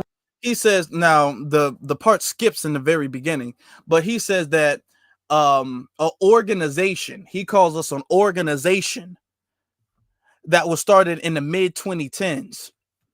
FBA, Foundation Black American, which is not an organization. Foundation Black American has always existed. It just wasn't called that. Our lineage just wasn't called FBA. Our lineage is called that now, but that doesn't mean we started when the term was coined. Word for it, look it up. The sword in this flag symbolizes the authority and leadership of Moorish fighters from the 8th century. The 8th century that came before the plantation. You know the plantation? The one y'all love. Why? Notice he keeps lying. You heard Galvin Charles explain to you what the sword means, what everything in the flag means, but yet conscious or unconscious, Mr. Coward Lee is going to lie. Let's say y'all lineage started on. Yeah, that one. Well, according to the designers of this flag, this fig wreath represents an ancient African fruit that comes before the plantation. This right here. If it represents the fruit, why didn't they just put the fruit there? Why didn't they just put the fruit? Now, mind you, this is a time before the internet, before any of that. And you think that in the Black American heritage flag, they would put an ancient fruit from Africa? Notice he doesn't say the fruit. It represents the fruit. What fruit? What fruit does it represent? What fruit does the fig leaves? Because it's not. He doesn't have the fruit. What fruit does it represent? If it's a fruit, let's go with that. What does it represent? What fruit? What ancient fruit? What fruit in the past that Africa used to have that they don't have nowadays? That in 1967, Galvin Charles and Gleason T. Jackson decided to put in the Black American heritage flag. What fruit? Name the fruit. And he says this a couple of times. He said that in the other video, but doesn't name the quote unquote fruit from Africa. Illustrates that the African American heritage is something that is so beautiful and magnificent. It predates before masters started putting us in this foundation of America, being able to strip us from our labor and being able to separate us from our flesh. Being against immigration is not gonna get us our reparations, as well as clicking up with white supremacists won't do this either. Hey, shout out to all the Who is clicking up with white supremacists? Ain't none of us clicking up with no white supremacists. You the one at the damn White House cocktail parties. You the one who's sitting up there with the Democrats trying to get them to vote. That's you. Getting all these fake awards and stuff like that. That's you. Being against immigration ain't gonna help us get reparations. Actually, it kind of help. It does. Actually, it does help. To be honest, being against immigrants ain't gonna help y'all get reparations. Well, no, actually, it kind of can help. Because, they're getting in the way. If they weren't getting in the way, it wouldn't be an issue. Even though you still have to be here legally. But the thing is that the fact that they're coming and they're becoming buffer classes, they're willfully becoming buffer classes and trying to erase our culture and our ethnicity. They're practicing ethnic erasure. That gets in the way of our reparations. So actually saying that they need to go back home, actually saying that they need to shut up, actually saying that we need to close the borders, actually that does help us get reparations. Real talk. It actually does. Black Americans that don't have to champion mass deportation, that don't have to be a white supremacist sympathizer to be proud of their Black heritage. Shout out to all the Black Americans that ain't got to fight with immigrants to be able to affirm their Blackness. Hey, shout out to us. We out here, man. I got to fight with immigrants to affirm. No, nobody's fighting with nobody. We just telling it. We speaking truth to power. We gonna speak truth to power every time, every day. It don't matter. We don't fight with nobody. To affirm anything with us. We're very secure people. I don't need to fight with you guys to affirm something, but I'm not gonna let you guys cosplay. I'm not gonna let you guys culturally appropriate my lineage. That's not me being insecure. He's trying to make it seem like we're being insecure. No, we're not being insecure, but we're not gonna allow cosplaying. We're not gonna allow cultural appropriation. Now you're waving the Black American heritage flag and saying that we should not gatekeep Black American heritage. That's what he's saying. Let me get to the super chats before we get to something else. All right. Shout out to a sister, SCR, how do I say that? SCRCD PM1. I appreciate you very much. She says, keep up the good work, Afro. Thank you very much. And I appreciate your support. And I definitely will. Tobias, he says, thanks, Afro Elite. Thanks for truth hurts these tethers. FBA all day. B1 fam. Black first to you, brother. Thank you very much. Truth hurts them. That's what we just gotta hit them with the truth, not physically. Okay, it's a metaphor for the truth. Okay, we gotta debunk them with knowledge. That's what we gotta do. Okay, now we gotta get to Cowpoke Ranch. He says, bro, look up the story of the psychotic white dude in Kansas who SA'd a cat. A cat.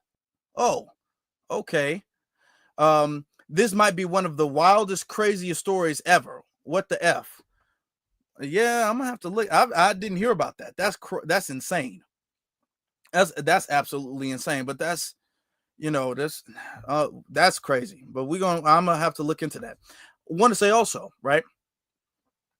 The reason why he's doing this is because they're trying to get on the bandwagon of the cultural rise that we're on right now, the same way they did with Black Lives Matter. Remember, it was the community. The Black Lives Matter, before it was Black Lives Matter, it was just, we're trying to stop the police and stop all of these stop all this Black death. That's what we were on, whether that was Trayvon Martin, whether that was Tamir Rice, Eric Gardner, whether that was Sandra Bland, whether that was whomever. This is what the community was on. The dominant society said, okay, we can get ahead of that. We can co-opt that by making it seem like we're on the same page and then steering the ship left, which is what they tried to do. Okay. Now, thankfully, we jumped off board before they were able to crash and burn. We already saw the game. So we jumped off before they were able to crash and burn and then just continue with our assignment. That's what they're trying to do now. This is kind of the same energy Black Lives Matter was. So we're on a Lineage thing, and they're saying, okay, well, in order for you to really have the trust in the community, you got to be about Lineage too. So now Conscious, who we know has never repped the Black American heritage flag, and I can say that because I've been repping it for years now. I've been repping it for years, way before it's popular. Now Conscious wants to do it when it's popular now. You had that flag for a quote-unquote long time, but he never showed it. He's never showed that. This flag has been in every single one of my videos for years now. So you can't tell me nothing. He can't tell me a damn thing. All right. But this is what he's on. This is what the Democrats are on, the attempt to co-opt, and we just can't let that happen. Also, we got to understand delineation. Let me be very clear, because we have non-FBAs who listen. Let me be very clear to the non-FBAs. Listen. Turn your head so your ears can face the screen so I can talk to you. I want you to listen to what I have to say. Delineation quite literally means that you are specifying that two things are not the same. That's what it means to delineate, to separate, to say that this is different from this. That's what it means. Coffee is different from tea. I like coffee and I like tea, but coffee is different from tea. You're not going to say, hey, here's your cup of coffee, and I sip it and it's lemon tea, and I'm going to be like, that's coffee. No. And I want Conscious, because I know Conscious is listening. Conscious is not that intelligent, but Conscious, I know you're listening. It's not that. We're different. We're different. Okay. That's what it means. This doesn't mean we hate you or we don't like nobody who's not us, and we're a hate group, and that no. This means that we're different. And by stating that we're different, it empowers us, because you guys have tried to make it seem like Black American lineage is universal. Follow me. They've been trying to make it seem like the dominant society, and then a lot of them have been all aboard with that program. You guys have been trying to make our specific lineage and culture universal, where you guys get to participate in every single thing as if you have some claim to ownership of it. And now we understand the assignment now. Now we're saying, hey, our culture is not no universal thing where y'all get to take claim to everything. So, even with hip hop, hey, all of this, the hip hop is some 50-50 thing. You got to give credit to Jamaica, and you got to give credit to Puerto Ricans, and you got to give credit to Africa. Hey, we're going to stop that. Our culture is not universal. Y'all culture, and y'all know better because y'all don't do that to anybody else but us. Y'all only do that to us. Our culture is not universal. It's not. And we got to make sure that that's protected there. We have to understand that that is protected there. Okay. I need y'all to understand that, because y'all be making it seem like, but I'm nice, I'm cool with y'all, and that's good. I'm glad that you cool, but that don't mean you FBA. That don't mean that. And I'm saying this because this video popped up, and there was a couple of things in this video that I saw that. I'm all like, we're gonna have to get some stuff straightened here. Look at this. I can't say I'm Sulon. Sheesh. It's strict. When y'all started talking about the diaspora wars and stuff like that, and who ain't from here and there, the last time I opened up my mouth, y'all told me to shut the fuck up. I just wanted everybody to get along like Rodney King. And yeah, I'm using the sound because I'm like, oh shit. Not saying like, I didn't know the history. I'm just going to be honest. I didn't. I just literally just looked it up and I was like, oh, okay. So I guess I really can't say it because my ancestors are Jamaican. So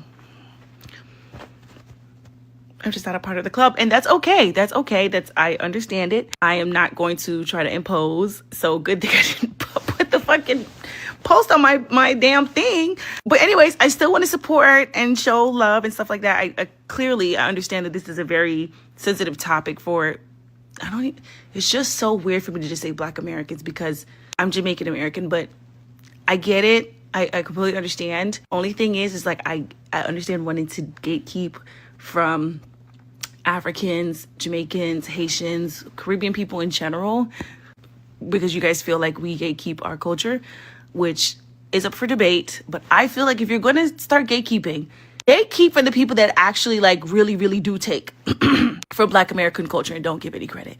I'm not going to say who do it, but I don't think Jamaicans do that.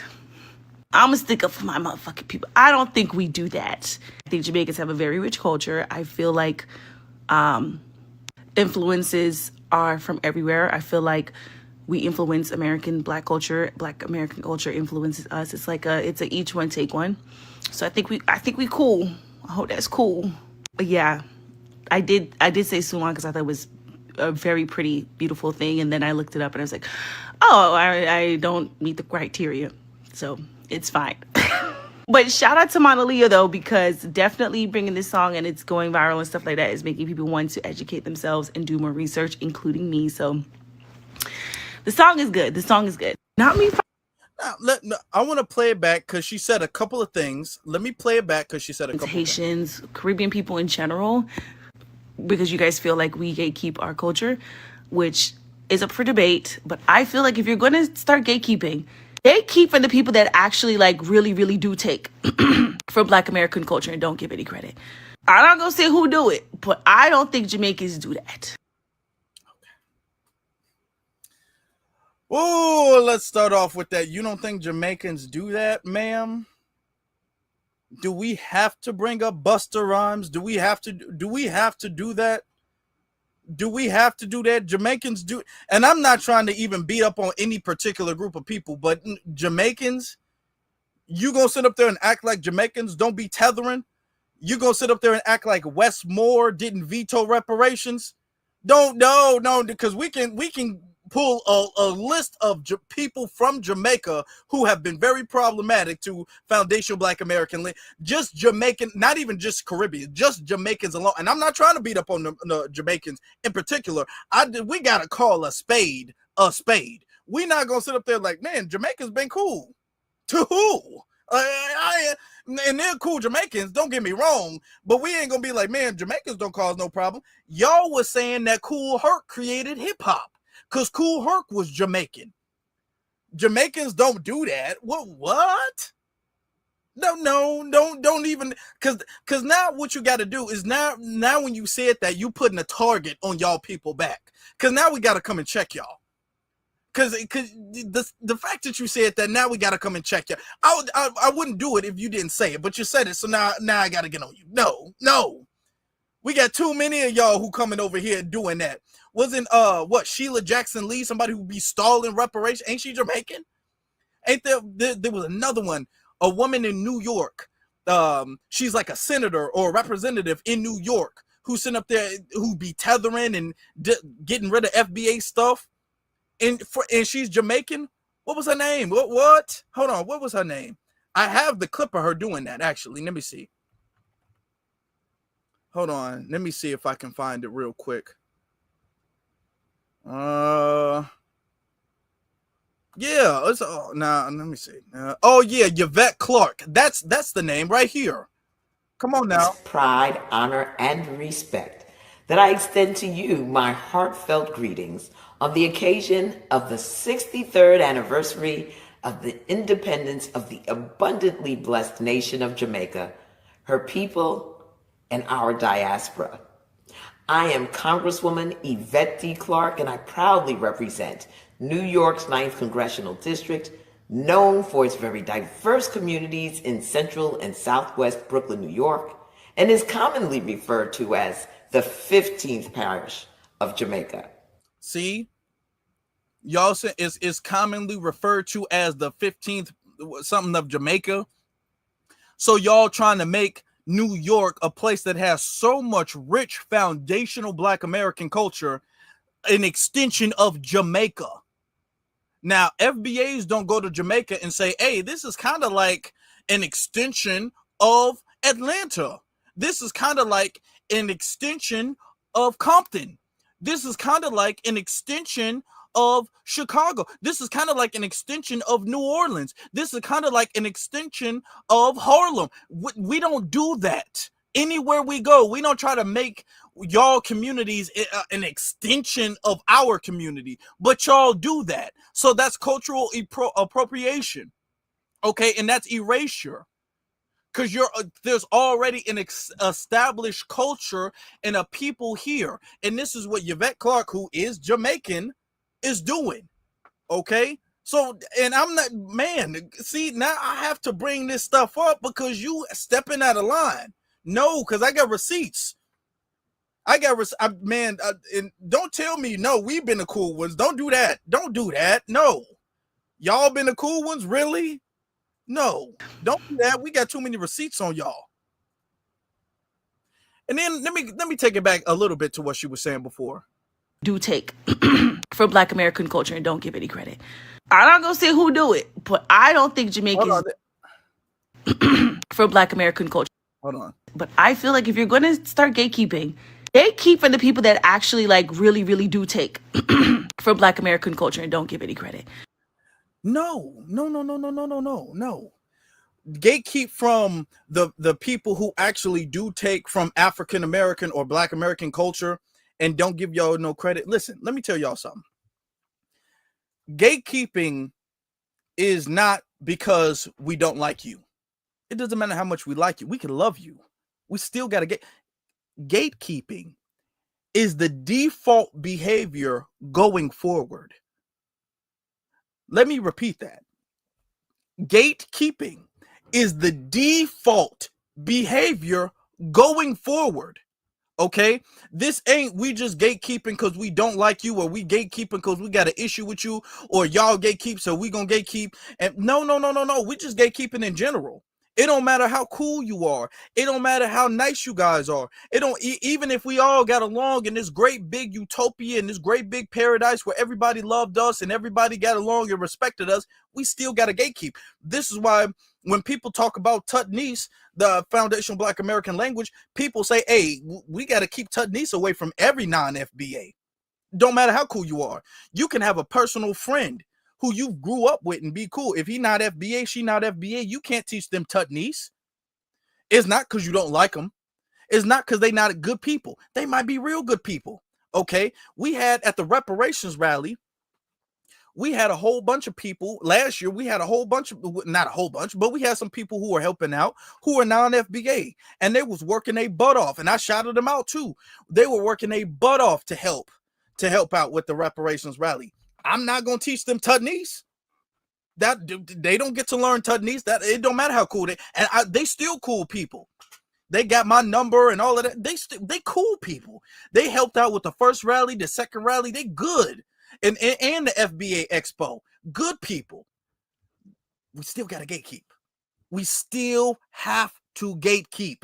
Gatekeeping has to be the default behavior going forward. It's not about, well, I don't like you, so we're going to gatekeep. I'm going to gatekeep from that community and that community. You get to come in, but I'm going to gatekeep from you, but you get to come in too a little bit. No.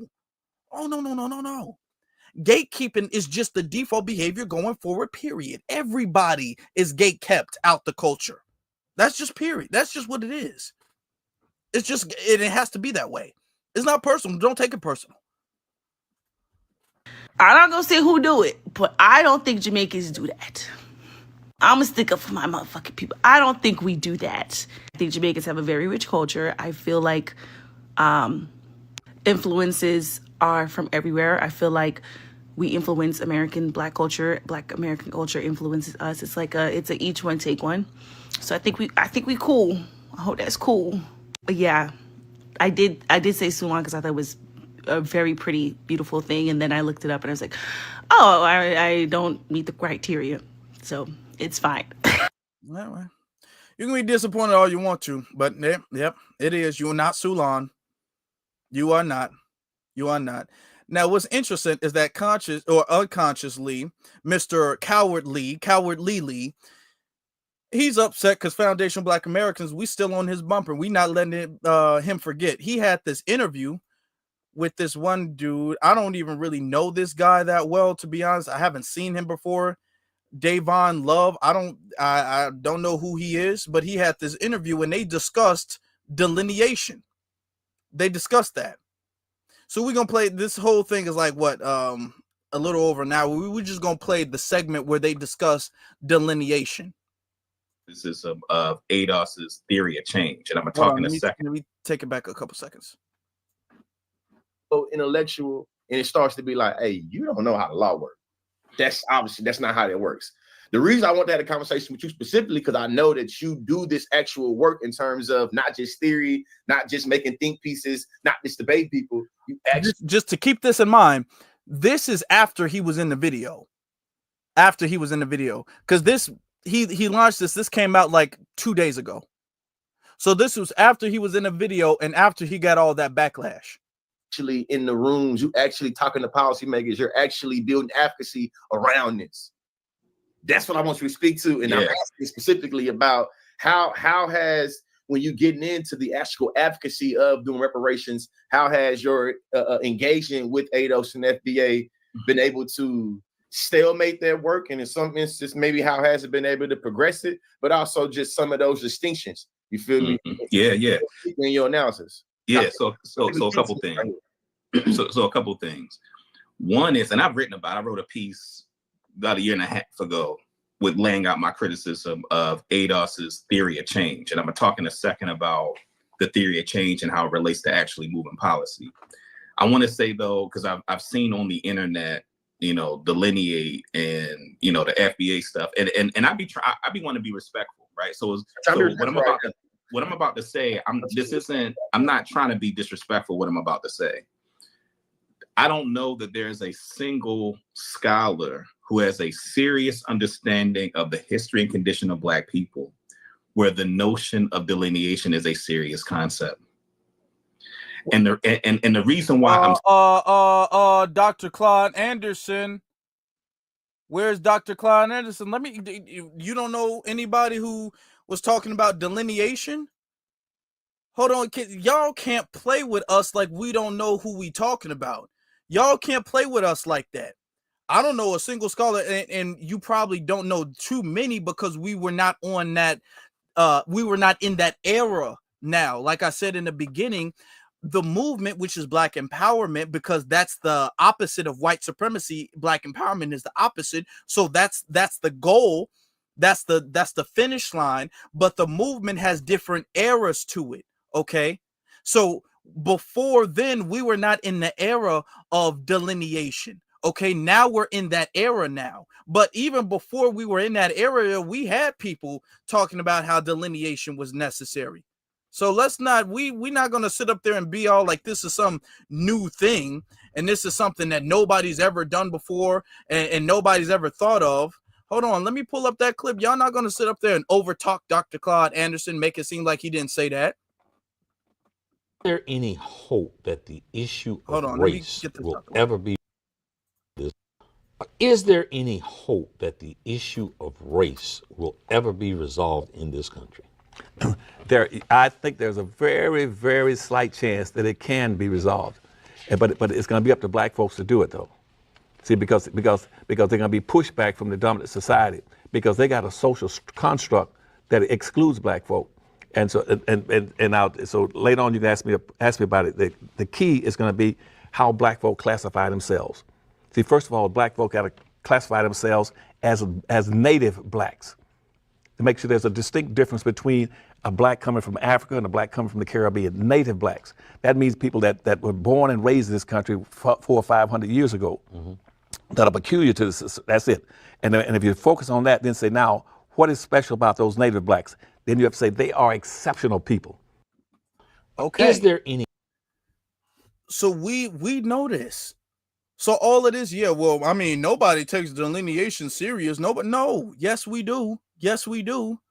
And we've always been on that. Let's be honest. Even though we had different eras in the era of Reconstruction and the era of civil rights and all of that stuff, the foundational Black Americans as a lineage have never been on collectively that there's been no difference between us and the diaspora. We've never collectively been on the fact that there was no difference between us and them. Some of us who are more leaning towards Pan-Africanism back in its original phases, and I might need to make a live stream about this because Pan-Africanism has had multiple phases, and now Pan-Africanism has turned into this like insane religion of Africa. But Pan-Africanism in its beginning phase, it was just about Black people fighting racism in general. Pan-Africanism was never about us all being the exact same. We were never on that type of time.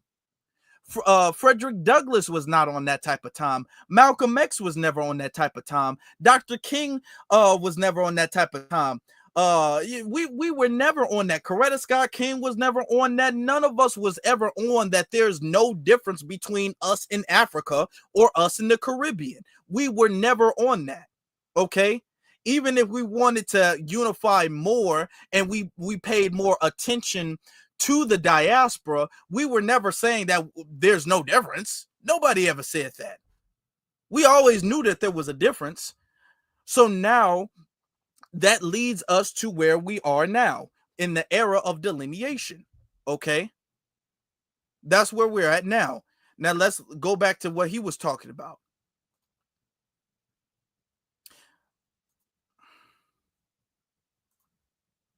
Saying it that way is because I'm in order for my work to be formidable, I have to have a deep, rigorous knowledge of our history and culture, right? And I have knowledge about the history of our movements.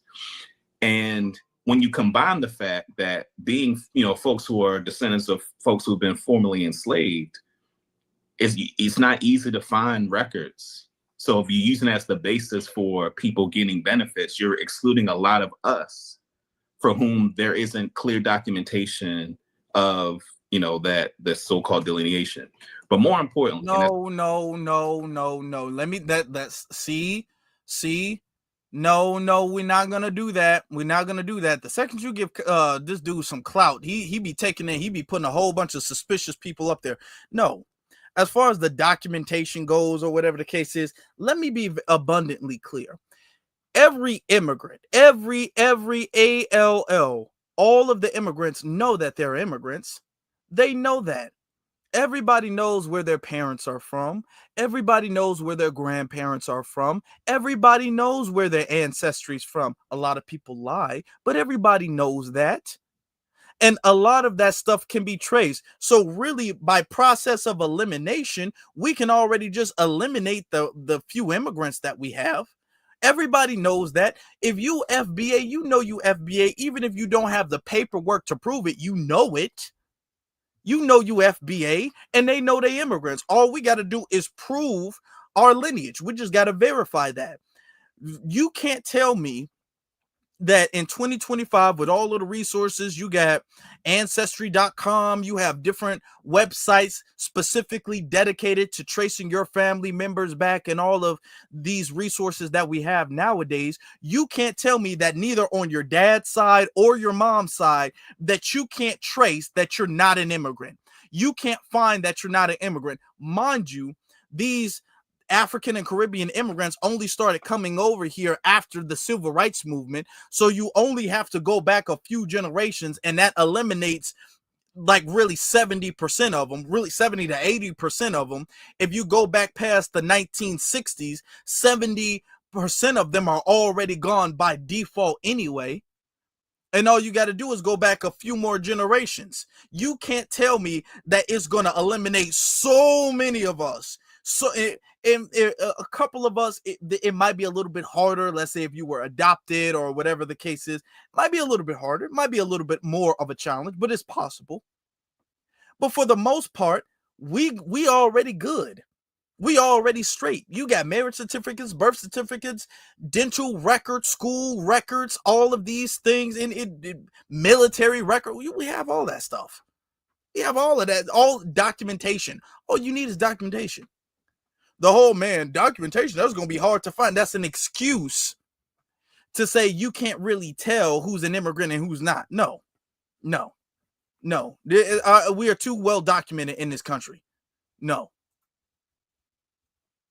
As to why it's just not a serious concept is that if you look at all the advocacy that has been done, let's say pre-civil rights, on the issue of reparations, this concept of delineation does not come up by any of those that are the most ardent advocates for reparations. No, that's a lie.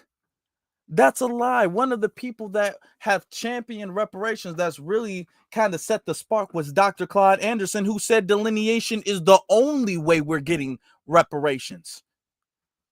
That's the only way. The reason why the movement today is taken serious as far as the conversation of reparations is because we delineated. Is because of that. Because if we said reparations should go to everybody black, it would be shut down immediately anyway, because that would be unconstitutional. It would just be unconstitutional. And then it would just blur the lines. It would muddy the waters as to why we would get reparations anyway. We can't possibly make the argument we need reparations for slavery, but reparations should go to people who were not even in the country during slavery. You can't even make that argument make sense. So they probably, the people who probably used to advocate for when it was like the 40 acres and a mule and all of this stuff, when they were talking about reparations, they didn't even need to really specify because it was already a default. First off, most of these immigrants weren't here. Okay. Let me say this again. Most of these immigrants only came here a couple generations ago. These are new immigrants. Okay, they've only been here for a little bit of time. Most of these, this is a newer problem. Okay, we've had some from years and years ago, but most of them just got here. So if you want to talk about the civil rights era, there wasn't too many immigrants even here for the most part. Okay, if you want to talk about Reconstruction, how many Africans were here during Reconstruction? So you wouldn't even have thought to, the people of that era wouldn't have thought to mention that they're not included because they're not present in the country like that anyway. That's why.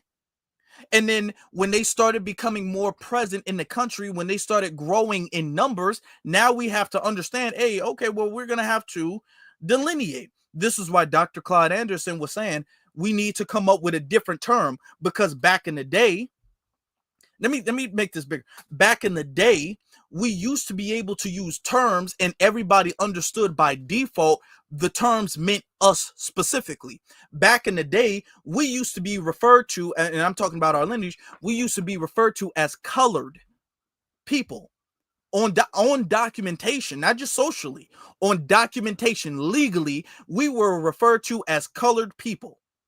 And people of color, black people were people of color.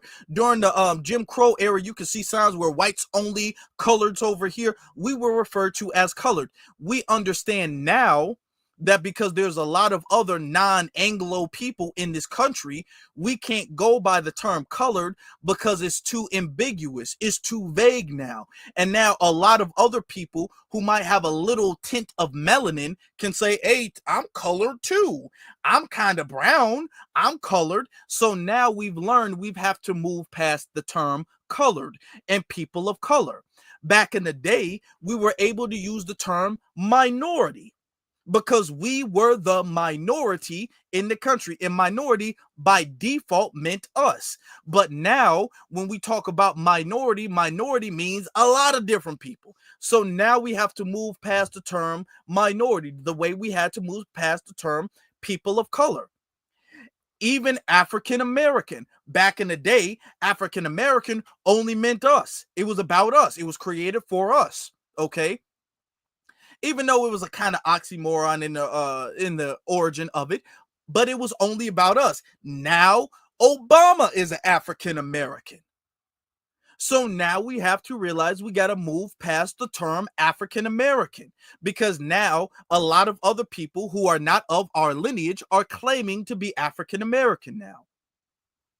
So you have to understand that, yeah, they might not have been on that type of time because the era they were living in is different from the era we're living in. The problems that they faced is different from the problems we're facing. They didn't have to deal with all of these buffer classes and these tethers trying to use cultural appropriation. We have to deal with that. So there were things that they can say and ways that they can move that we have to do differently. That's why delineation is so highlighted in this era. All right, let's continue with the video. So if what you desire is a check from the federal government for being Black, then that's a position that you can take. And I'll talk in a moment about why I don't think that is a form of. We're not asking from a and then look at him laughing and smiling. Nobody is asking for a check from the federal government for quote unquote being Black. Our lineage was targeted and harmed and done wrong by the government. And the government used our people for free labor that was not paid back, even though there was an agreement to pay it back. And then subsequently, everything that we've had to endure, whether that was Black laws, Jim Crow, redlining, the bombing of Tulsa, Oklahoma, and all of that stuff stems from us being dehumanized during slavery. This is what we're coming to get the check for. Not quote unquote just being Black. Position. That's a position you can take, but that's not reparations. That's not what Malcolm said. That's not what the Black Panther said. That's not what Queen Mother Moore said. That's not what that's not what they said. Kelly House attempt to establish the ex-slave mutual benefits and pension fund was not about getting a check from the government. A pension is about getting residual resources that goes to a community, right? That is in perpetuity, that outlives the individual payment that was received. That's why it was a mutual pension fund. So the work that we have done as a people to all the 246 years of free labor, that was the basis for America to be a global superpower, and the economic benefits that accrue to white folks and their henchmen as a result of that work. The best way for us as a people to protect ourselves from that kind of violence is an approach to reparations that is sustainable beyond individual checks. No, hey. No. Let me get this off again. Back during the time, and this is something as the movement grows, we learn the reason why we're talking about a specific check is because we know that's the only way real reparations and real progress is going to happen. Okay. First off, he's even wrong about the fact that a check has not been bought up. Okay. But the reason why is because we saw let's give the reparations to the community in perpetuity and give resources to the community. You want different programs and stuff like that. And we've learned because we saw what happened with affirmative action. The second y'all set up a program for a quote unquote community, or even DEI, the second y'all set up a program for a quote unquote community, then y'all allow that, y'all try to filter Black people out and then have non-Black people benefit from our plight. And with affirmative action, with DEI, with a lot of government assistance, and we can't have that. So when we say we need a check, that means we want control of the reparations. That's what that means when we saying we want a check, because we don't trust you to do the right thing. And we've learned that if we say we want y'all to give it here, y'all gonna find some type of way to push us out the room. So now we saying, hey, I don't want you to give the money to them. I'm gonna do we gonna handle the resources ourselves. We can't with affirmative action. That was supposed to be helping us out, wound up helping out white women. DEI, that was supposed to be helping us out, wound up helping white women. We can't trust them with nothing no more. So give us the resources. Give me the check, and I'm going to do what I need to do. We're going to handle our business without y'all being involved in nothing. Y'all just give us the check, and we're going to deal with it the way we want to deal with it, okay? That's how we're going to handle it, all right? Dr. King himself said we coming to Washington to get our check in the 1960s. So we're not going to sit up here and play like a check, man. We ain't never want to know check, man. We just want a community park, and we just want more books in the schools, and we just want, no. If give me the check, I'm going to put up a community park.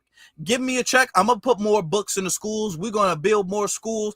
Give me a check, and we're going to handle. I don't trust y'all to do nothing. Y'all give me the check, and then y'all can give me all of the others, because it's not, the reparations isn't just a check. It's the check plus a lot of other stuff. Y'all give me the check, and then y'all give me all the other stuff, and then leave me alone. Get out the way. Move. And I don't want y'all peeping and listening to nothing we got going on. The second y'all give us reparations the same way y'all did to the Native Americans, the same way y'all did to the Japanese, when y'all do that, then leave us alone, okay? We don't trust none of y'all. That's why we get not check, okay? Because we understand we got to be in control of it from start to finish.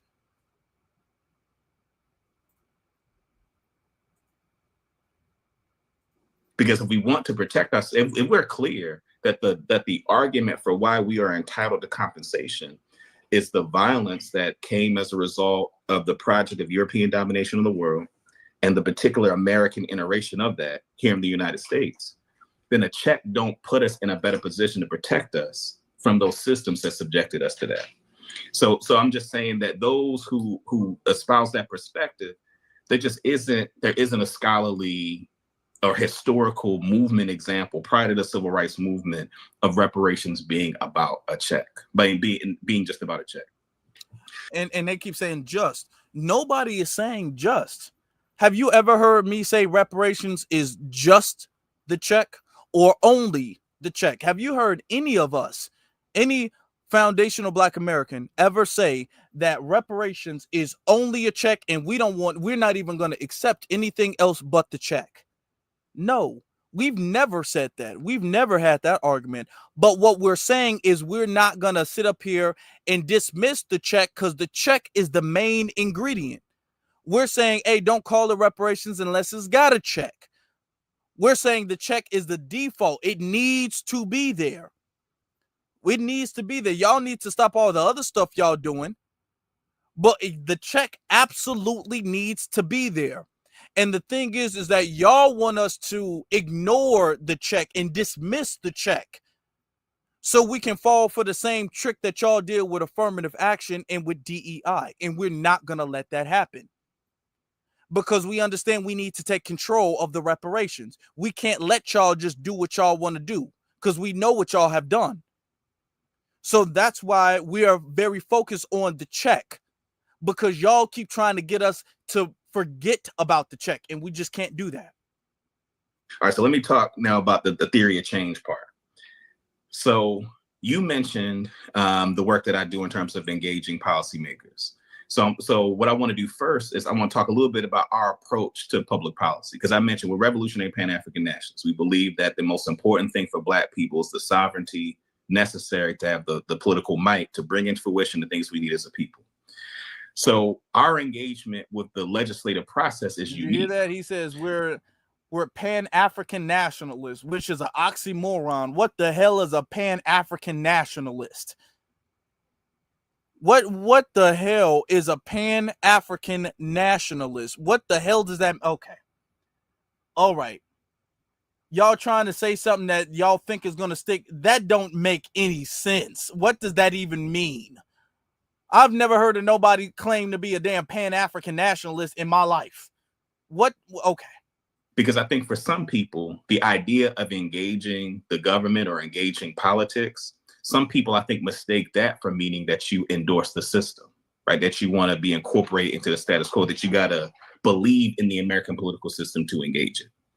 And so a part of what I want to say is that what we have done, we recognize, right? And this is using Mao as an example, who says that politics is warfare without the bloodshed.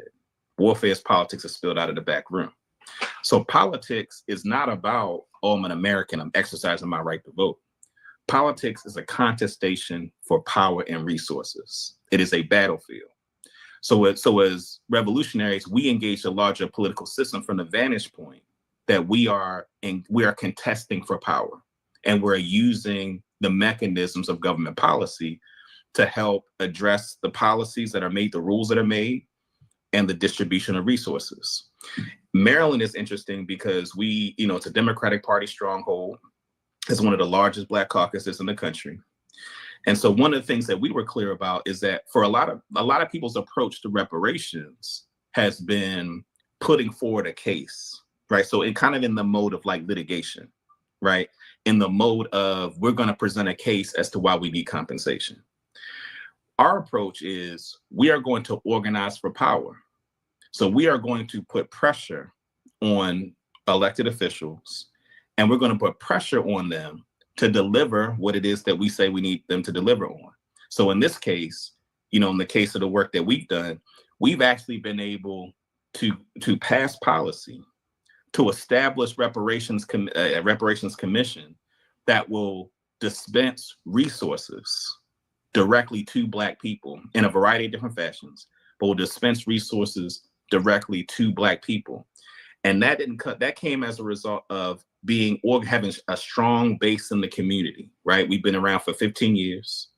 We have a strong base of support in our community that we weaponize against those who are in elected office. So we've organized in such a fashion where elected officials don't want to be on the wrong side because it will impact their ability to get elected, right? It'll provide more fodder for their opponents if they're on the wrong side of the question of reparations. So we've been able to organize. And we go to elected officials. We were able, so the state of Maryland legalized recreational cannabis. We knew in the summer of 2021 that they were going to do that for 2022. What is that for the audience? You know what I'm saying? Like you just a little quick and dirty, I guess, definition or explanation for the reparation cannabis. So across the country, so cannabis legalization, recreational cannabis, so the recreational use of it, there have been states across the country that have been legalizing it for the past 15 years. So we knew that for Maryland, it was a political inevitability.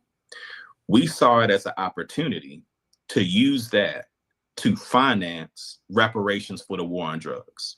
And the thinking would be that if we were able to do that, that would then provide the basis for reparations even more broadly. Right, so that was the thinking. So what we did was we were able to organize in the state legislature, clicked up with Black legislators, and constructed the Community Repair and Reinvestment Fund. So 35% of the revenues from recreational cannabis goes into a fund. That fund is distributed to each of the 24 jurisdictions. The percentage that each jurisdiction gets is determined by that jurisdiction's contribution to statewide cannabis possession charges from 2003 to 2023.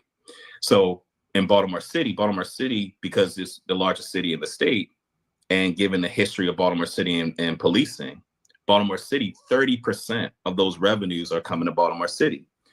And then what we did was each county had to determine through its local city or county council how they spent those monies that they got from the state. What we did in Baltimore City was pass an ordinance that established the Baltimore Reinvestment and Reparations Commission. There are 14 members of our city council, and then the city council president makes 15. Each of them appoint a person from the public to serve on this commission. This commission has the authority to determine how those resources are spent. And there are criteria in the ordinance that include things like a knowledge of white supremacy, a knowledge of the war on drugs, understanding of the issues that face our community. And that is quantified in either you've done educational programming or provided services in an area that is impacted by racism, white supremacy, war on drugs, et cetera. So that's it. That's what's in the ordinance. We're currently now in the process.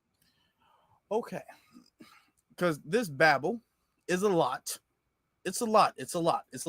I want y'all, and the reason why I let that play out for so long is I want y'all to understand these are going, and you're going to see him. They're going to prop him up like he's some type of champion for reparations. First off, the red flag is the fact that you even talking to consciously or having a thing for consciously, like an interview with consciously. That's a red flag. It is. It is. Reparations, weed reparations. Now, the reason why we don't go to this stuff, and we do understand, I do acknowledge that Black Americans have been targeted the most for marijuana use. I understand that, but the reason why I don't go down that path is because I know Black people have not been the only ones to do it. So when you're talking about resources, first off, you're talking about the cannabis, you got to spread the cannabis, a percent of that got to go to each county, and then the county has people on charge of it, and then they have a debate, and they have a forum, and they have a vote about where the resources go, and then we have education. That's not resources to the community. Notice he didn't say nothing about those resources going to checks, whether that's school, jobs, or school. All of this stuff is about education and talking. In Baltimore, we're having educational programs, we're having courses, we're having town halls, talking. They've quote unquote been there for 15 years or whatever. Baltimore don't see no result in that. They don't. They got a whole bunch of issues, and your little cannabis reparations isn't helping. But these are the people who are going to be promoted. This is why we cannot let them infiltrate into our heritage. We can't let them do that, because they're going to start waving the Black American heritage flag, and then next thing you know, they're going to say, you know what, we got to talk about weed reparations, and we got to talk about not a check, because we don't want a check. We ain't never wanted a check. No check. We don't want a check. What we want is a class on how hard our life has been. No, I don't want a class. I know it. I already know the answers. I'm going to get them the answers, whether they multiple choice, whether you got to write them in, pencil them in. I already know the answers. I don't want a class. Do we need a class, y'all? I don't need a class. I need a check. I need money. Okay, and with that money, I'm gonna do whatever I need to do for the community. I don't need a class. If we want money, put the money bag emoji in the chat room. If you want money for your reparations instead of a course from the resources of weed distribution, okay?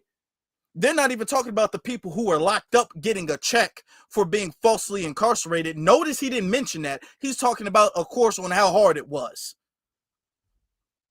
You want to talk about we never talked about a damn check, man? That's a lie from the pits of hell. That's a lie from the pits of hell. Let me tell you this, and I gotta cover this up because I don't want to get a copyright strike. If you don't stop, hold on. Let me tell y'all, we carrying this energy from our good brother, okay? Our ancestor, Dr. Martin Luther King. I gotta put this image up because they'll give me a copyright strike.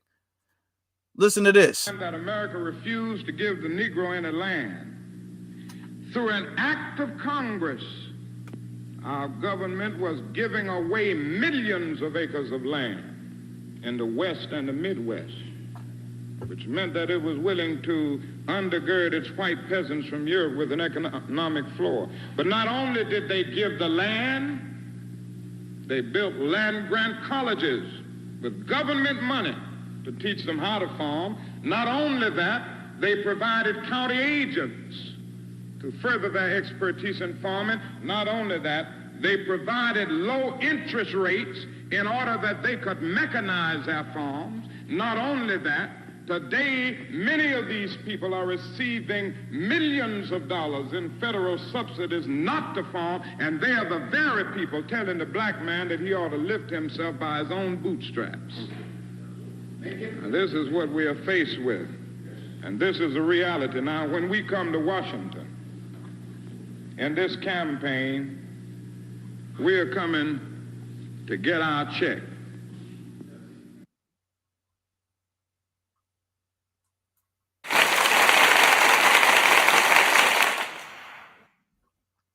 We're coming to get our check.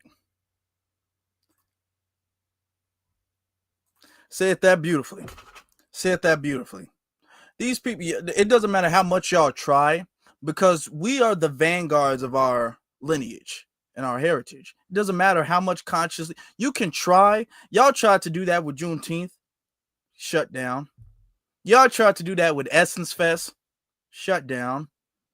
Now y'all trying to do that with Sulon, shut down. Y'all trying to do that with the Black American Heritage flag, shut down. Y'all cannot villainize us to the public because we're the only ones who've been consistent with integrity. We're the only people who are not being paid by a party. You know who the good guys and the bad guys are? It's the people who are not being paid by the bad guys. Those are the good guys. The bad guys are the people being paid by the bad guys. You criticizing the Democrats, but you sitting up there having interviews with them, doing little TikTok videos, talking about how can we get people to vote for you. That's the bad guy. And the thing is that no matter how much you try, and listen, Lee, Mr. Cowardly, I know you're listening. I know you're listening. I know you're listening. No matter how much you try, you're never going to win. You're never going to win. This is why you're resorted to never opening up your phone lines again, because you already know you'll fail every single time. There's too many of us who are educated, too many of us who are ready to intellectually debunk you and to end all of these lies and misinformation that you're spreading. We're too ready for it. You shouldn't have tried us. You shouldn't have challenged us. You shouldn't have tested us, but you did. You did. And now you're scared, cowardly. I know he's listening. He's probably listening right now. If he's not listening now, he's going to listen on the playback. I know he is.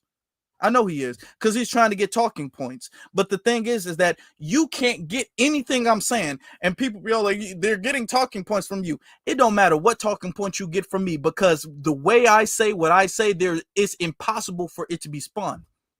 It's impossible. I've been consistent with my messages for years now, and none of you guys have ever been able to spin it, because I say it with so much pure integrity. Y'all can't spin it. Y'all can't twist it. Y'all can't take it out of context. Y'all can't do it. Y'all hate it. I've seen, do y'all understand how many videos I've seen on YouTube alone of people dissing me? I see it a lot on Twitter. I see that a lot. I see people diss me and be all like, Afro said this and this. Only a few times have I ever even acknowledged it, but I see it. I see it a lot. Okay, I don't even acknowledge it, but they can say, "Oh, he want to be like Tariq. He just want to be like Tariq." That's what they say. Oh, he light skinned. That's what they say. They don't ever say they can't twist what I say. So the argument is, "Oh, you just want to be like Tariq." Oh, we don't even know if you're all the way black. That's what they say. And why would I even respond to that? If you wanted a serious argument or a debate, you can do that. But I've beat everybody I've debated. I don't even know how many people I debated, but I know my loss is 0. I'm like Floyd Mayweather up in here. Ain't nobody beat me. So y'all don't even want to do that.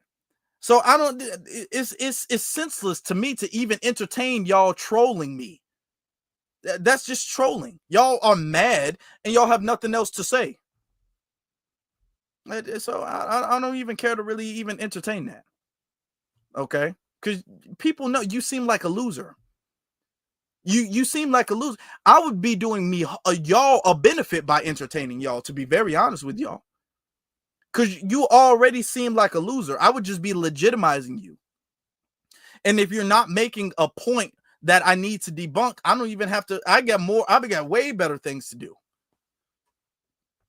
Y'all wasting my time. It's just a waste of time. It's a waste of time. That's how I see it. I don't even care what y'all think. Yo, but yeah, our lineage, y'all. Our lineage is not to be played with. Our lineage family is not to be played with. Okay, shout out to our good brothers who are not here with us. Okay, rest in power to both of them. Shout out to our brother Melvin Charles. That's the brother you saw in the video before, where he was explaining exactly what the Black American heritage flag meant. So now everybody knows exactly what it means. Okay, everybody knows that. Shout out to Gleason T. Jackson, because he was the neighbor that co-created the flag. They sat there together, they thought about it, and they created it. Shout out to that. Shout out to all of the flags that represent our lineage and everything. Shout out to all of that. All right. Now let me, before just so we can have an educational moment, a lot of people are now just really getting introduced to the term Sulon or the word Sulon. So I would kind of like to take this opportunity to give you the definition of that.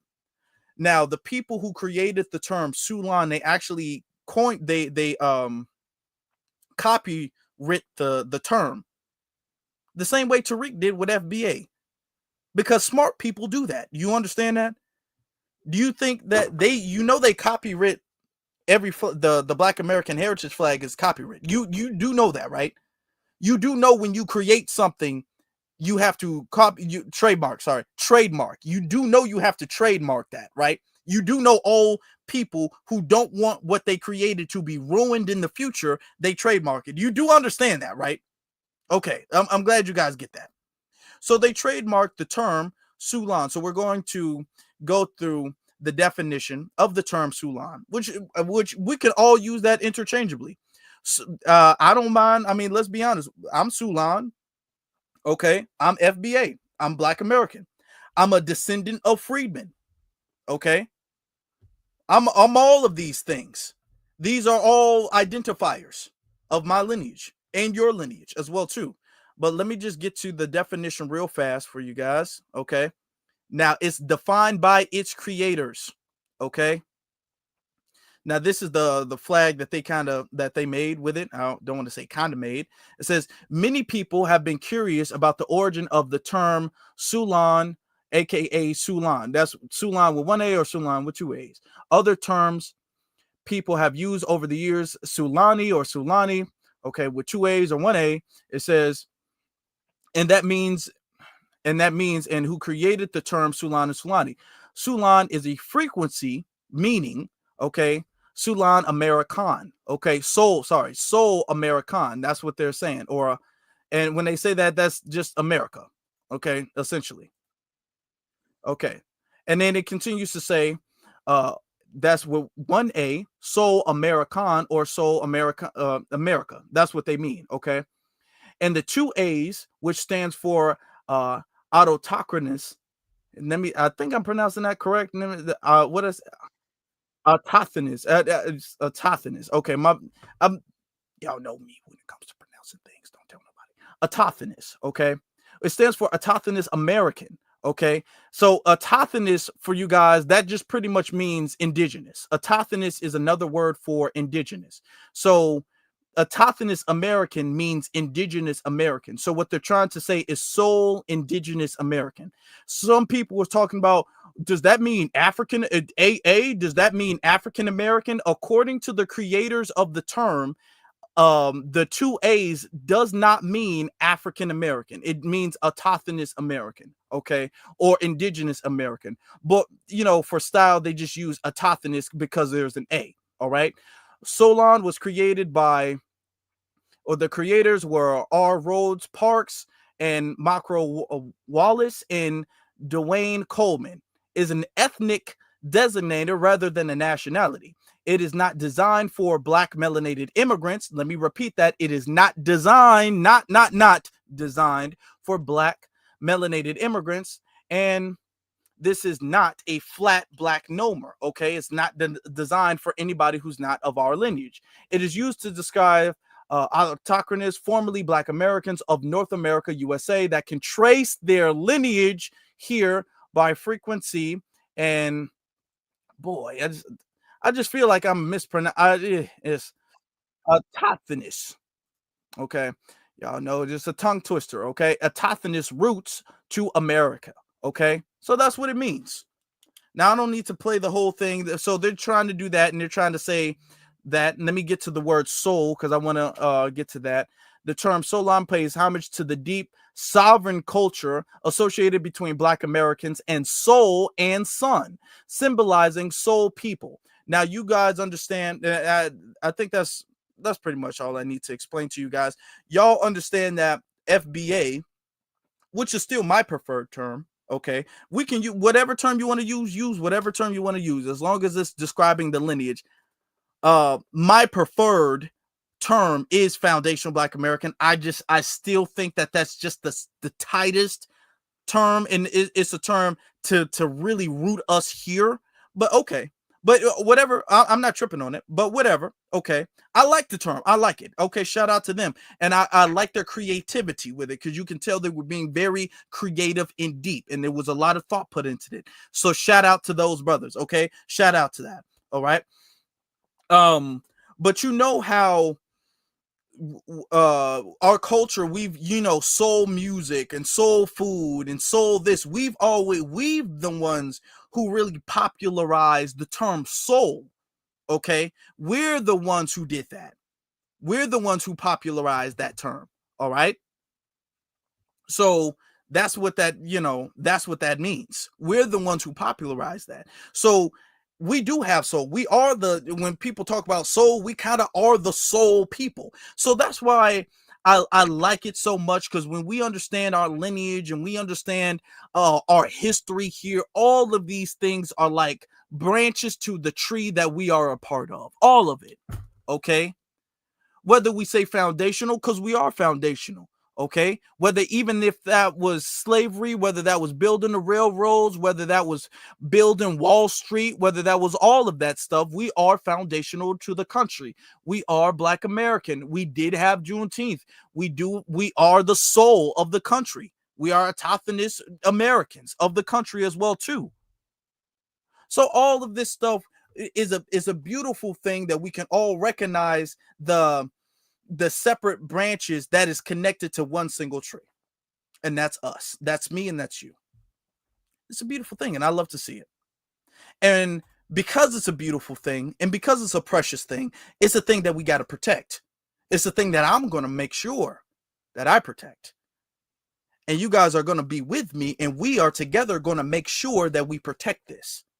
We're going to make sure that we're not going to allow anybody to come and infiltrate this, to come and co-opt this, to come and redefine this, which is why I gave y'all the origin of the Black American heritage flag. And then I wanted to leave with you guys the definition of the word Sulon. Okay, so now if somebody says, oh, Sulon means this, a Black American heritage flag means this, y'all can say, no, I know what that means. So we all know. And the more we speak truth to power, the more empowered we become. It's a beautiful thing, y'all. It's absolutely a beautiful thing. Let me give a shout out to the Cash Apps real fast. Shout out to Andrea. I appreciate you, Andrea. Thank you so very much. And shout out to my brother Walter. Appreciate you. Thank you very much. I need to get a sound effect for the Cash Apps in particular. I'm going to get a different sound effect for the super chats, and then I'm gonna get a sound effect for the Cash Apps. That's what I need to start doing. I need to do that. All right. Appreciate y'all, family. We've been in here, but we got pretty deep tonight. We was pretty deep. Shout out to every single last one of y'all. All right, my beloved brothers and sisters, I appreciate y'all. We got pretty deep tonight, but we got a lot of business straightened. So thank you guys for that. I appreciate y'all. Thank you guys, as foundational Black Americans, as whatever y'all want to say, as long as it's a part of the lineage. Y'all have a good night, family, and y'all stay blessed. But before y'all leave, hold on, I almost forgot I was going to do this. One of my traditions, y'all make sure y'all hit that like button. Okay, because I got to set a reminder. Y'all make sure y'all hit that like button. Y'all make sure that y'all subscribe, stay subscribed, double check by staying, making sure you're subscribed, and hit that notification bell. That's what y'all got to do. All right. Now, after that, with that being said, after y'all do that, don't leave and then come back and do it. Do it now. And then after y'all do that, y'all have a good rest of y'all night. And of course, y'all stay blessed.